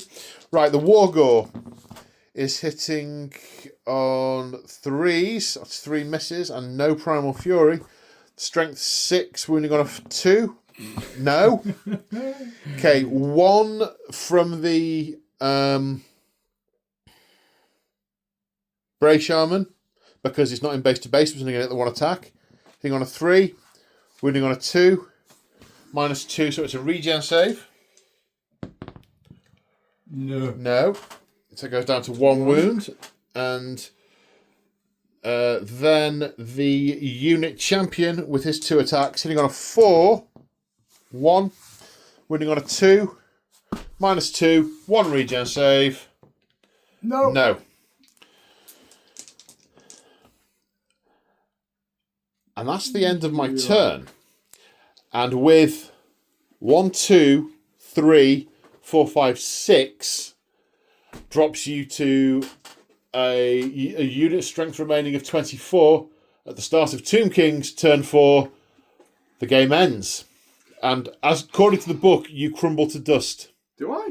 Well, it says you retreat / crumble to dust. I've been doing a lot of that already. Yeah. I certainly think the bone dragon takes to the sky and flies off. I think the Hierophant would go, yeah, I'm out of here. Yeah. And goes to try and find a better Tomb King to use as his puppet. Well, thoughts? Thoughts? Oh, yeah, you got your charges in. I think those charges, those rerolling charges, and they hit hard. They hit very hard. I was so lucky with the Bestigors killing the Sphinx. And then it was so close here in the centre. There was just a few things, like just the positioning here, the way that positioned out as well. Not being able to get my skeletons quite facing right. There are a few things there not running down. But ultimately, should have shot more. Yeah, they got stymied around the terrain. And I think you fed me your horsemen. I did. And they let me, because they were further forward, they let me get further forward with my charge. Yes. And it was a miscalculation. I wanted to try and tease you in, but I teased you in a bit too much. Bit too much, yeah. To get that. But I think, and I don't know because I haven't built my Tomb King's army yet, but I think the Skeletal Horsemen either need to be a really big brick, or they need to be on the flank. Yeah, you're right. They're either to hunt things down, like go around the back and just cause a nuisance, or, as you say, you need at least double, I think. But I think they're only something like 80 points. And they wouldn't have made a big difference in a points game, but where there were 2 unit strength each, massive difference 16 today. Points straight from first thing off. Yeah, but, so a 100 odd point unit cost you 16 points of unit strength. Your Tomb King, that's a couple hundred points, 1. Yeah. Very different game. Sit back a little bit more, I think, and then I have to say, charge things down as well. I thought you'd be sat near the back with your casters, just keeping your units alive, and I wouldn't be able to roll over you. They got into combat too much, and that's the thing. You can't do it as soon as you're in combat. Yeah, but you vanguarded them forward. I did. You did, yeah. I did. Yeah. But then they should have run away. They did run away. You should have chased them. Down, You should have chased them down. Well, that's the thing. I chose to hold with them as well with my other unit. Yeah. Chase them down with those ones. That would have been good. Yeah. It was good. It was good fun. But even actually, if you chased them down with the skeletons would have been up here as well, exactly, and wouldn't have got wouldn't have got charged in the flank, and this whole melee would have turned out somewhat different. Well, this flank did hold more than the other one, which is what I kind of expected. I just needed to beat stuff, and then bring it around. But yeah, didn't quite. I think you need a block of Tomb Guard. I think I do happen to have a load of Tomb Guard that just need assembling and painting, so that will only take about 3 years. Only 3 years, but yeah, if you really get a wriggle on. But yeah, Tomb Guard with some Jarsy stuff right in the middle would be much more resilient. And the fear was quite effective against the Tuskor chariots as well. That really stopped them. I got something like the Curse of Years and stuff like that is really good, but I only really applied it to one combat that really had some Similarly, stuff, I had a magic missile that didn't do anything, and I had buffs that did nothing twice. And I ended up using him as a dude with a great weapon.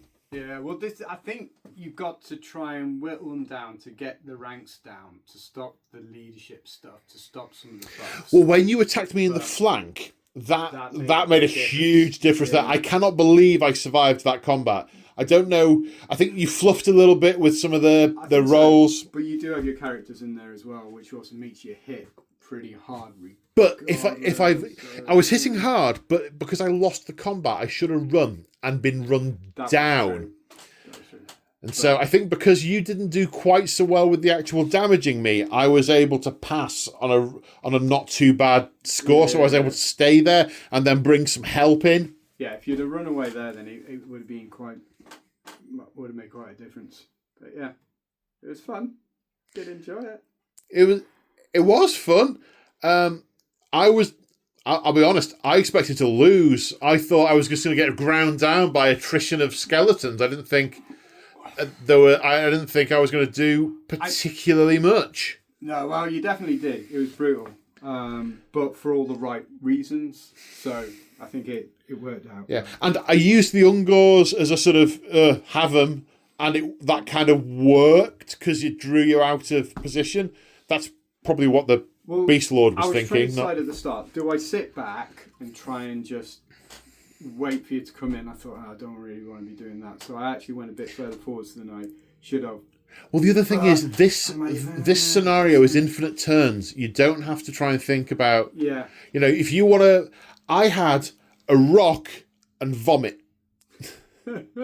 and you know, pigs! They were my 3 ranged attacks. You had 2 units of archers and a bunch of magic missiles and the Screaming Skull catapult. And you could bring stuff in over here to waylay me. Yeah. And you had archers on that thing. You were really unlucky with that. That would have made a big difference. If you'd have got that into my flanks, you'd have been taking away my rank bonus, which would have had a similar sort of effect. And that's why I deliberately put the brick that is 300 points of Bestigors and 250 points of Beast Lord there, because I hoped it would be enough to deal with that and stop it coming in. And it was. It was. Quite, well, much more summarily than I was anticipating. Yeah. Well, it was a fun game. I apologise wholeheartedly for it being so brutal. All it's made me want to do is paint more. Well, paint more, but I'd quite happy play that game again. Yeah, it was a lot of fun. Although it is quite late. It is. But at least it's not midnight. At least it's not midnight. Well, that's because we tried to start in the morning. So starting at 4 o'clock in the afternoon was not bad. Yeah. It's better than trying to start at tea time and starting at 10:30. Definitely. Which is our usual home run swing.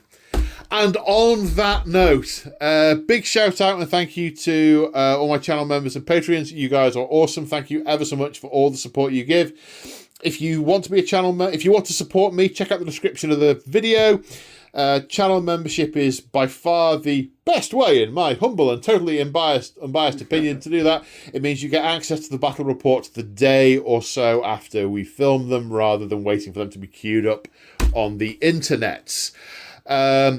Big shout out, big thank you to Gambit for coming down and playing, and thank you all at home for watching, if indeed you still are. Totally stole that line from someone. And on that note, we will see you in the next one. Say bye, Gambit. Bye, Gambit. Bye.